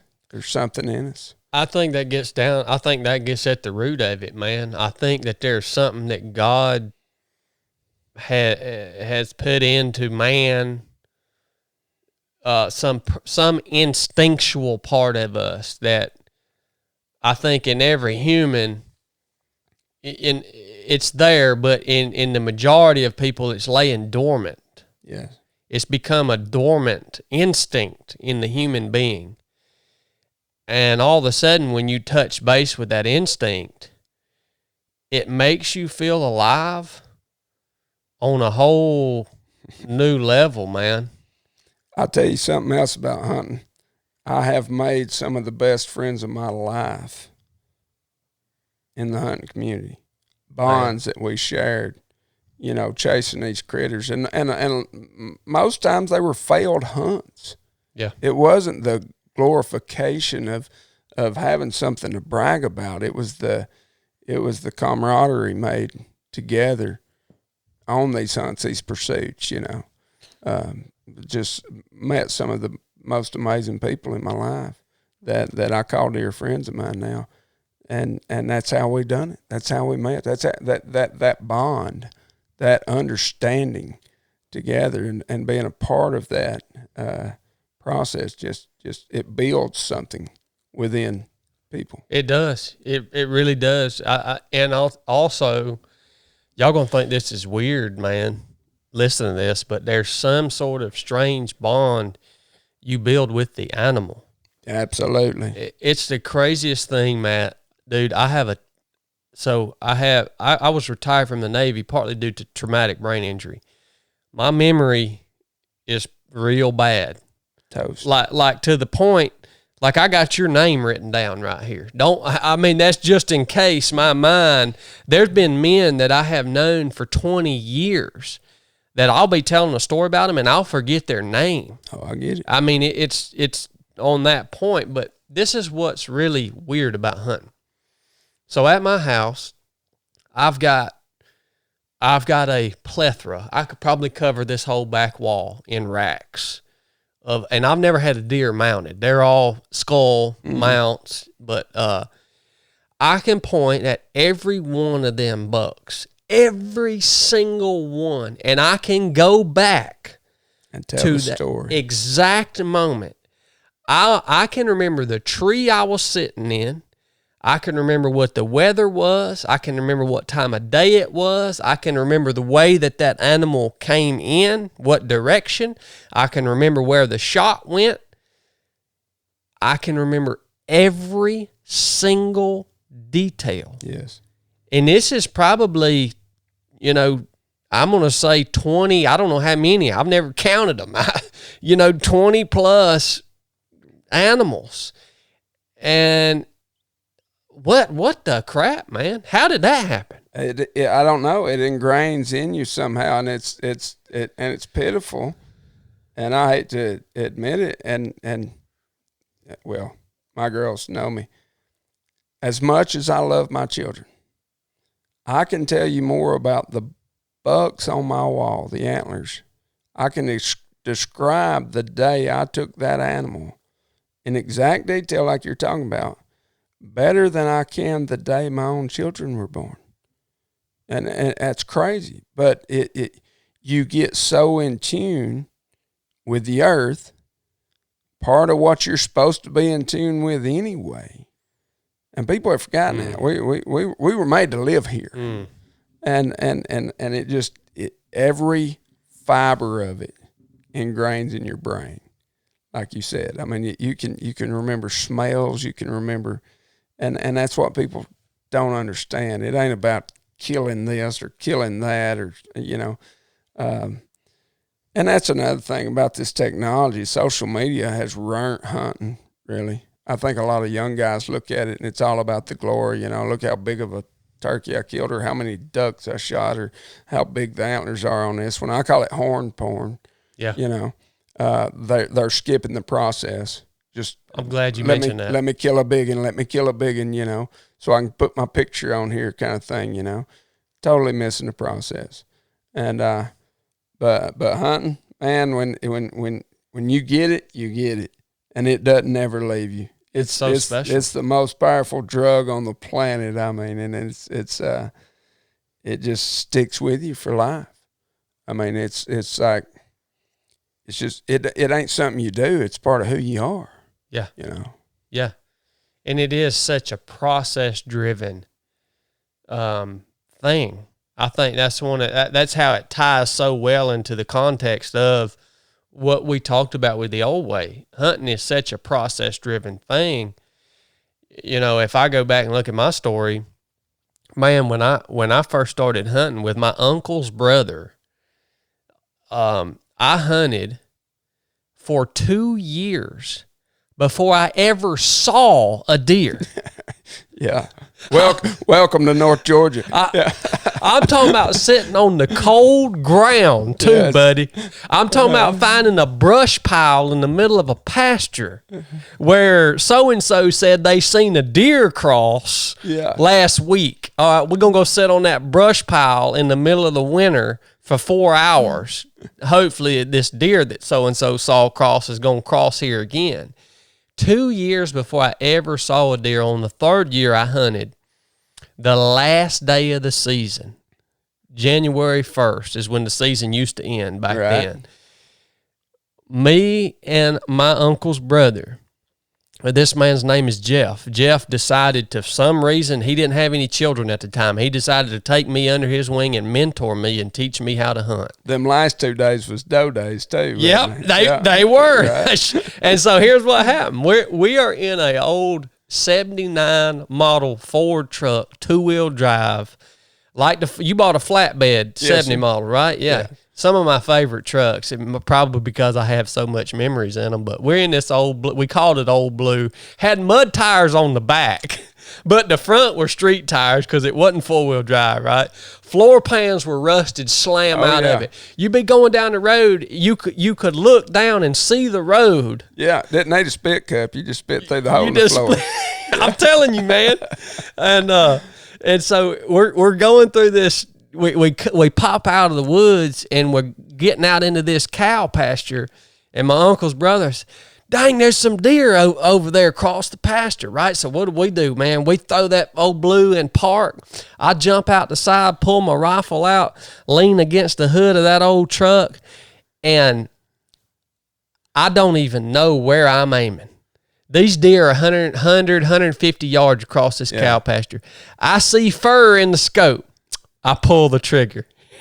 And that was the first deer I killed. Took me 3 years. What about that? Got over there to him. You know what it was? About a 70-pound buttonhead. What about that? But I didn't care. No. It was the greatest thing. I'm telling you, man, everybody in the family came out to the old cross tie, gamble we had out there, and we hoisted that deer up, son. We skinned it. We did the celebration. Whole thing. It was a celebration. Yes. Yeah. I mean, what a process. And on from there, now I've been hunting for whatever, I don't know, 20 years, if I'd have to do the math, but I can go out now, and every season I can kill a big buck. Yeah. I mean, there hadn't been a season that's went by in a long time that I haven't killed a big buck, a season that I've hunted hard. Right. But that's because over the past 20-something years, I've put all the pieces together. You've evolved as a hunter. Yeah. Exactly. And so I'll pass a lot of deer up now. You know, now I'll always take me a doe in the first part of the season. Yeah. But I'll pass a lot of deer up because, again, I'm still, even now, this long I've been doing this, I'm still so in love with the process of honing in on this big buck who is smart. Actually, the smartest animal in the woods. Yeah, definitely. People talk about going hunting elk and going hunting all these other species and all. Look, a whitetail buck that's anywhere over 4 years old is the smartest animal you will ever encounter. Absolutely. His instincts are in tune, and you can't get past his nose, his ears. He knows you're going in his bedroom. Yep. You're going in his bedroom. If I go in your bedroom and I move something on your nightstand, you're instantly going to know. You're going to know somebody's been in there. Something's not right. And that's the way he is. And he is in tune with everything. When you watch a big buck, he might stop and stand there like a statue for 15 minutes. And then when he breaks and begins to walk, he'll cover a lot of ground before he stops again because he is completely confident in his mind everything's okay. And you can watch their body language and the way they study the woods. And they're slicker than owl snot. I mean, they're just, you gotta be on your toes to take one. And then even then, half the time it's luck. Half the time it's just a gift from God. The wind was right, the way he came up a trail or whatever, But yeah, you telling the story about taking your first one, it reminds me, my very first one, I was 14-year-old, I killed with a bow, and I was walking down a fence row in the evening, and it was truly a gift from God. It wasn't because I was the great white hunter or anything. There was some kudzu growing on the other side of this fence row, and there was a big groundhog there. Well, being 14-year-old, bloodthirsty, I'm fixing to stick the groundhog, right? So, and I had this old aluminum rest on this compound bow and this big old long aluminum arrow, and when you pull that thing back, it sounded like death, just yeah. And so I draw this thing back to getting ready to shoot this groundhog. Or right on the other side of the groundhog's a little gully, and this doe jumps up out of that gully. She's over there eating a kudzu too. And she's looking at me, and the sun's in her eyes, but I'm already at full draw and everything. I don't even have time to get nervous or think or anything. All I got to do is move the bow about 6 inches, and I let it fly. And I took my first one. Well, my old stepdad had 79 forward, like you're talking about. And when I started bow hunting, nobody in my family bow hunted. They all just rifle hunted and stuff. And my stepdad would make fun of me, and he'd say, "You never seen a fat Indian, have you? You never seen a fat Indian, have you?" Indicating that if you hunted with a bow, you weren't going to kill much. Oh, yeah. So when I shot that deer, I mean, you talking about running to the house now. I'm telling you, I was running like I was on fire. I went flying in the door. I said, "Hey, he's a fat Indian. Need you to fire that forward up. We got to go get a deer." And like you said, it was a celebration, Yeah. And that's what hunting's about, man. It's about memories. We're not hunting antlers or beards or furs or anything of that nature. We're hunting memories, man.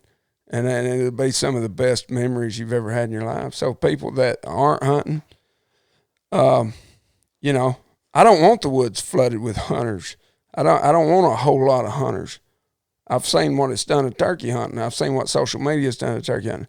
But at the same time, I want people to understand how much enjoyment there is in it. I don't care if you got money, go on a big elk hunt somewhere, or this or that. If not, start small. 22 rifle in squirrel woods. You're talking about having a good time. Them tree rats are good eating. Yep. I've ate a million of them. Just something simple like growing the garden thing. Start simple. Yep. It's easy. It ain't complicated. Yeah, I totally agree, man. That's how you about have to start everything. And yeah, I have these people ask me quite regularly, where do I start with this hunting thing? And again, I think their perspective on where to start is definitely skewed because of social media. They think they have to have the brand new Hoyt bow, and they think they got to have all this fancy gear and scent killer and all this stuff.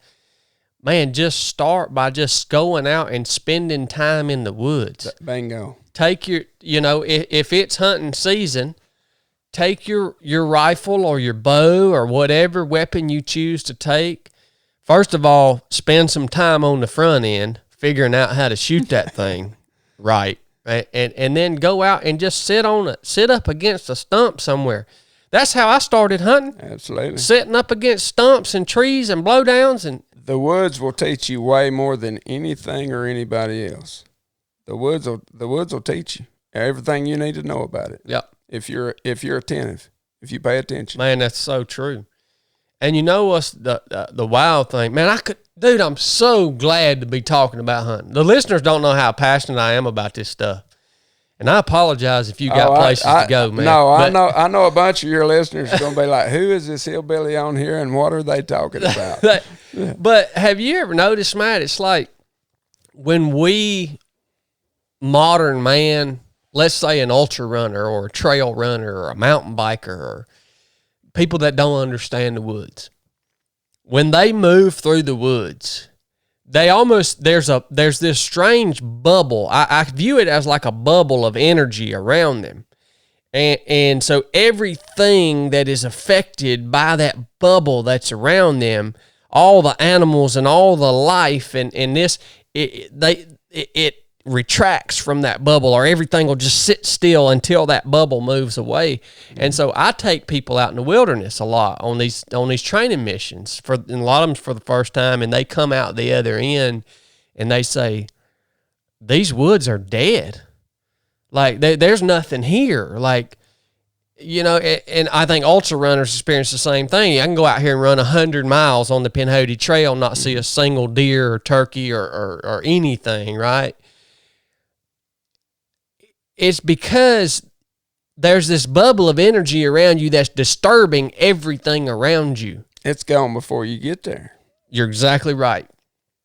If you'll go into the woods and just sit still, and just let everything go out of your mind, and you just sit still, you will see the environment come alive. Come alive. That's the perfect wording for it. You will watch it come alive.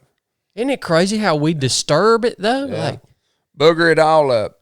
We really do. Yeah. Yep. But yeah, you're exactly right. There's days I've hunted where I had a lot on my mind, or this or that, or I was so anxious about it and everything. And I've never heard anybody put it into words like you just did, but that energy, you're putting off an energy that I think they can sense. Yes. It's a sixth sense of some sort, but it's there. It's definitely there. And until you've experienced that, until you have spent time in the woods and had animals in close presence to you won't understand what me and Chad are talking about right now. But you've had deer sense that you were there, the wind in your favor, blowing from the animal to you. You did not move, you did not make a sound, and you can watch their body language, and they just creep out.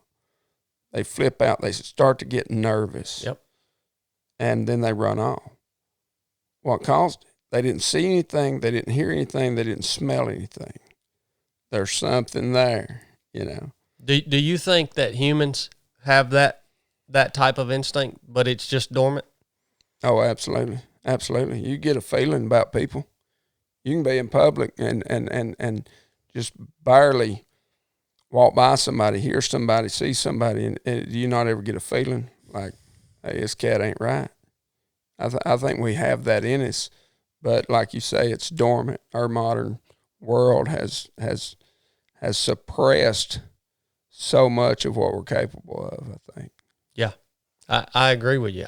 It's especially predators. You look at a coyote, for instance. Coyote's the hardest dang animal to regularly kill.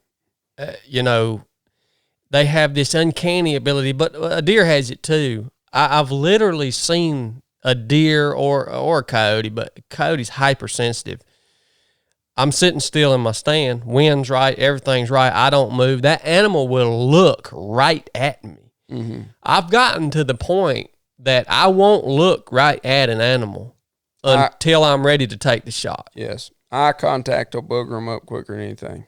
There's something to that, man. There's something to it. Yeah. Yeah, I don't care how camoed you are. I don't care about any of that.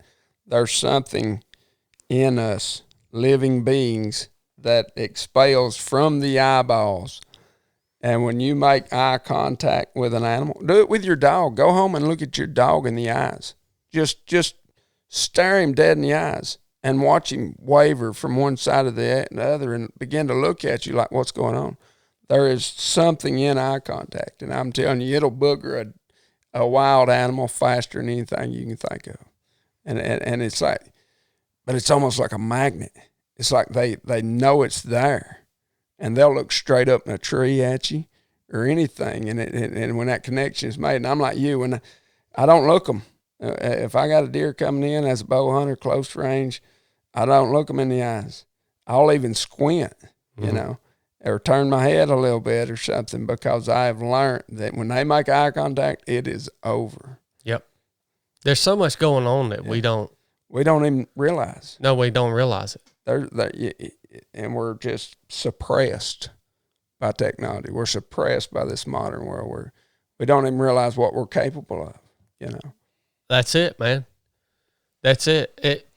Because I've thought about this one of the things I regret about not having children is I think if I had some sons, like I could do things with them that would help them develop these instincts that I know exist, but I don't myself have because it wasn't nurtured or in me, and it's become dormant in me.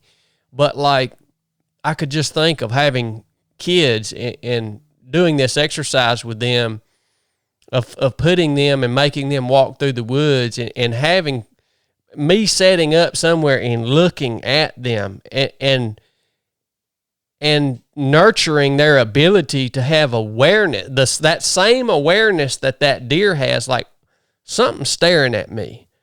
Boom. I turn. I know exactly where it's coming from. That instinct is in us, man. Absolutely. You talking about that, thinking about, now we just send our kids to school and bottle them up and send them down that path. But I have some writings from great grandparents and stuff, and the poetry and stuff, the things they write about, how in tune they were with the mountains. There's one poem where she was talking about when she was a little girl, she would play in the creek bottoms, and the fireflies and the butterflies and stuff would be flying around. And as a little kid, she had read something about fairies, and she would pretend that they were fairies flying around her and all this and that. And the graphic detail she goes in, just explaining the stones under the waters and stuff like that, And it's like, it's some of the richest literature you'll ever read. You don't get that from sitting in schoolhouses. Man, you're right. You get that from being on the earth, man. From and we're robbing ourselves, but everything's convenient, Well, you see that so much, Matt. It's like, like you're talking about the way that the old timers could write and describe things, and they had this depth of creativity and art and this depth of artistic ability, right? But what do we see now in society today is that everything's just generic. The way we write's generic. The content that's created, even movies. Yes. Yeah, I mean, they don't make movies anymore. No. And if they do try to make one, it doesn't evoke emotion or meaning or any of that in you, right? Or you look at music. Yes. What did music do? You listen to music from 30, 40, 50, 60 years ago. Man, it makes you feel a certain way. In any genre. It doesn't, whether it's blues, rock, country, bluegrass, whatever it was, the old music, like you said, so much more depth there. Yeah. Everything's getting that way. And it's, that's what the old way's all about, man. It's, hey, if you might live in a condo in the middle of Atlanta or New York City. Get some old music and get a black and white film and watch it. Just simple things like that, and you will be reminded of the old way. Just slow down, hit the pause button, man. Enjoy the process. Man, that's a good word, brother. Well, we're about to wrap this thing up. I just had to work this in there, though, Matt. It's interesting that we're doing this conversation on the 4th of July, because I actually sent you the Instagram DM after you made a story post that I actually took your words and I shared them on my story. I saw that, and I tagged you in it because they were your words, but that post made me really think, man. And we don't have obviously the time to exhaust the conversation around politics, but you made a statement and what the part of this statement that made me really think was when you said, back in 1776 when we signed the Declaration of Independence and broke away from Great Britain. Well, that was really just so those aristocrats like George Washington and Thomas Jefferson and our founding fathers, that was really in their own interest, right? It was so that they were no longer held accountable to Great Britain, right? Like how much of the things that those men did were in the interest of the people. And I hate to take a poop on everybody's 4th of July, but like, man, that's true, dude.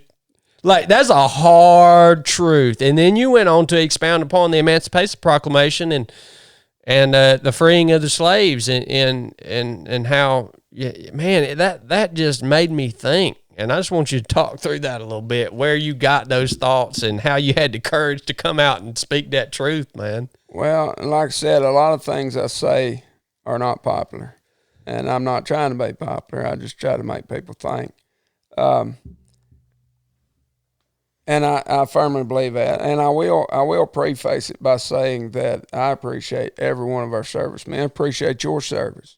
Got friends that have dedicated their lives to the U.S. military, policemen, firemen. I got a lot of friends that are in that line of work, and I appreciate everything they've ever done for this country. Truly, truly do. But at the same time, I think a lot of people have bought into an idea that's not really there. I think this freedom is just smoke and mirrors. We've been taught that from the beginning. I think a lot of those things that were set up at the beginning, 1776, was set up in the interest of the elite. And I think everything since then has still been in the interest of the elite. If you study our tax laws, if you look at the birth of the whole incorporation thing that I think started in the 40s maybe, when you look back and actually study history for yourself, you'll begin to see that it ain't so much about the people. And like slavery, for example, oh, you're free to pay as many taxes, tolls, and fines and fees as the white man now, Oh, and in a few years we might let you vote, kind of thing, And if you just sat back and study on all of it, I think you'll begin to see a bigger picture. And I think if people would look at that, I think it would create more unity. instead of division that we have. Everything's just laid out for us. It's either left or it's right kind of thing. And I think if the American people would back up and look at it, they would begin to, and you're just going to have to give me some poetic license here, see who the real enemy is. That's my take on politics. Yep. I love how you talked about too, it's that message is not a message that's meant to divide or to put down the ideal of America, of our nation. Behind that, 100%. 100%. It's simply true, and it would be offensive to a lot of people, especially country people, patriotic people. I mean, that would be an offensive message. Most of my friends and family members. Yeah. I'm not trying to be offensive. Just, are we free? That's the question. That's the question. Are we free? Yeah. And it's not meant to divide. And people are asking, well, I've come to the realization that, just like Matt said, free people don't pay taxes and tolls. They don't need permission and permits. Free people don't need all this stuff. Aren't living under the thumb of an authority that requires them to, unjustifiably do all of these things. And people say, well, okay, I see that, but where do we start? The starting point is acknowledging the reality. Starting point is acknowledging reality. Quit playing the freedom game. Like, quit playing the game that you've, and buying into what you've been fed. Like, acknowledge the reality first. Talk to the people around you. Try to get them to see what reality is, right?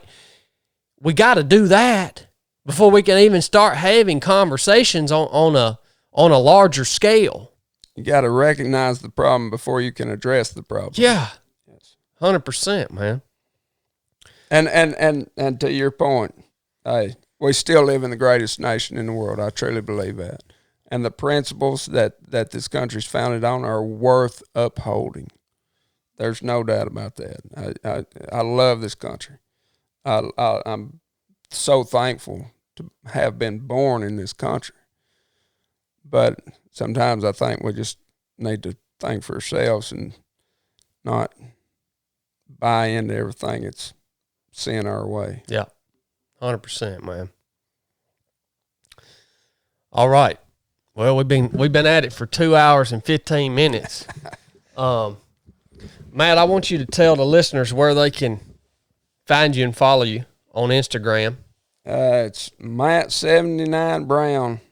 Old Way Calls. If you punch in either one, Old Way Calls or Matt79 Brown, it'll pull me up. I have a private account, but if you hit me up, I'll let you in. I do that just to weed out the whores and salesmen. That's a lot easier than what I have to do. I have to go through and individually delete all or block all of them. Yeah, so. I don't have time to do that. Yeah, So if you look legit, I'll let you in. I'll attach Matt's Instagram handle in his in the show notes of this episode.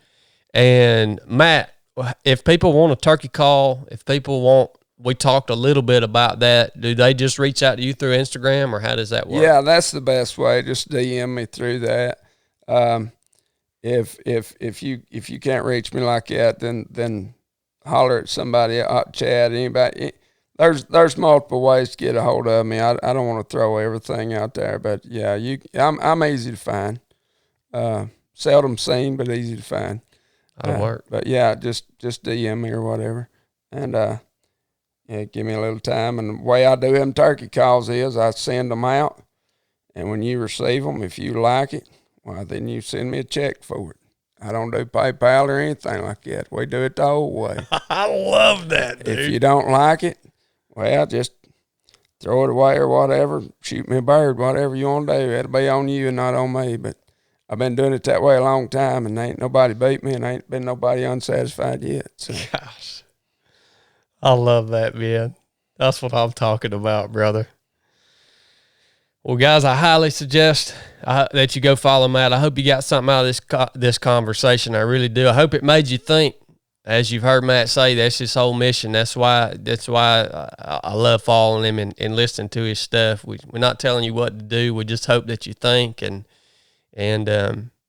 maybe make some changes in your life that make your life richer and allow you to enjoy the process more, and allow you to become more self-sufficient in a real way, right? It matters. We appreciate you guys for tuning in. Matt, dude, I can't thank you enough for taking the time out of your day, driving all the way down here, and explaining who you are, your mission, for pouring into our audience. You didn't have to do this, man. Oh, I've enjoyed it. And I appreciate what you got going on, brother. Appreciate the gear from Barbell. I'll be sporting that pretty soon. I got to get you your 34 pants. 34. Yeah, that's right. That's yeah, right. We'll swap them out. I have to eat a little more cornbread before I can wear them. Yeah, man, if we got time, I was going to go out back here and maybe sling just a few arrows, and then we're going to call it a day. All right, guys, this has been the 3 of 7 podcast. One of my favorites. Got to talk about a bunch of stuff that I really love with a really cool dude. Thanks a lot, brother. Thank you. Enough said.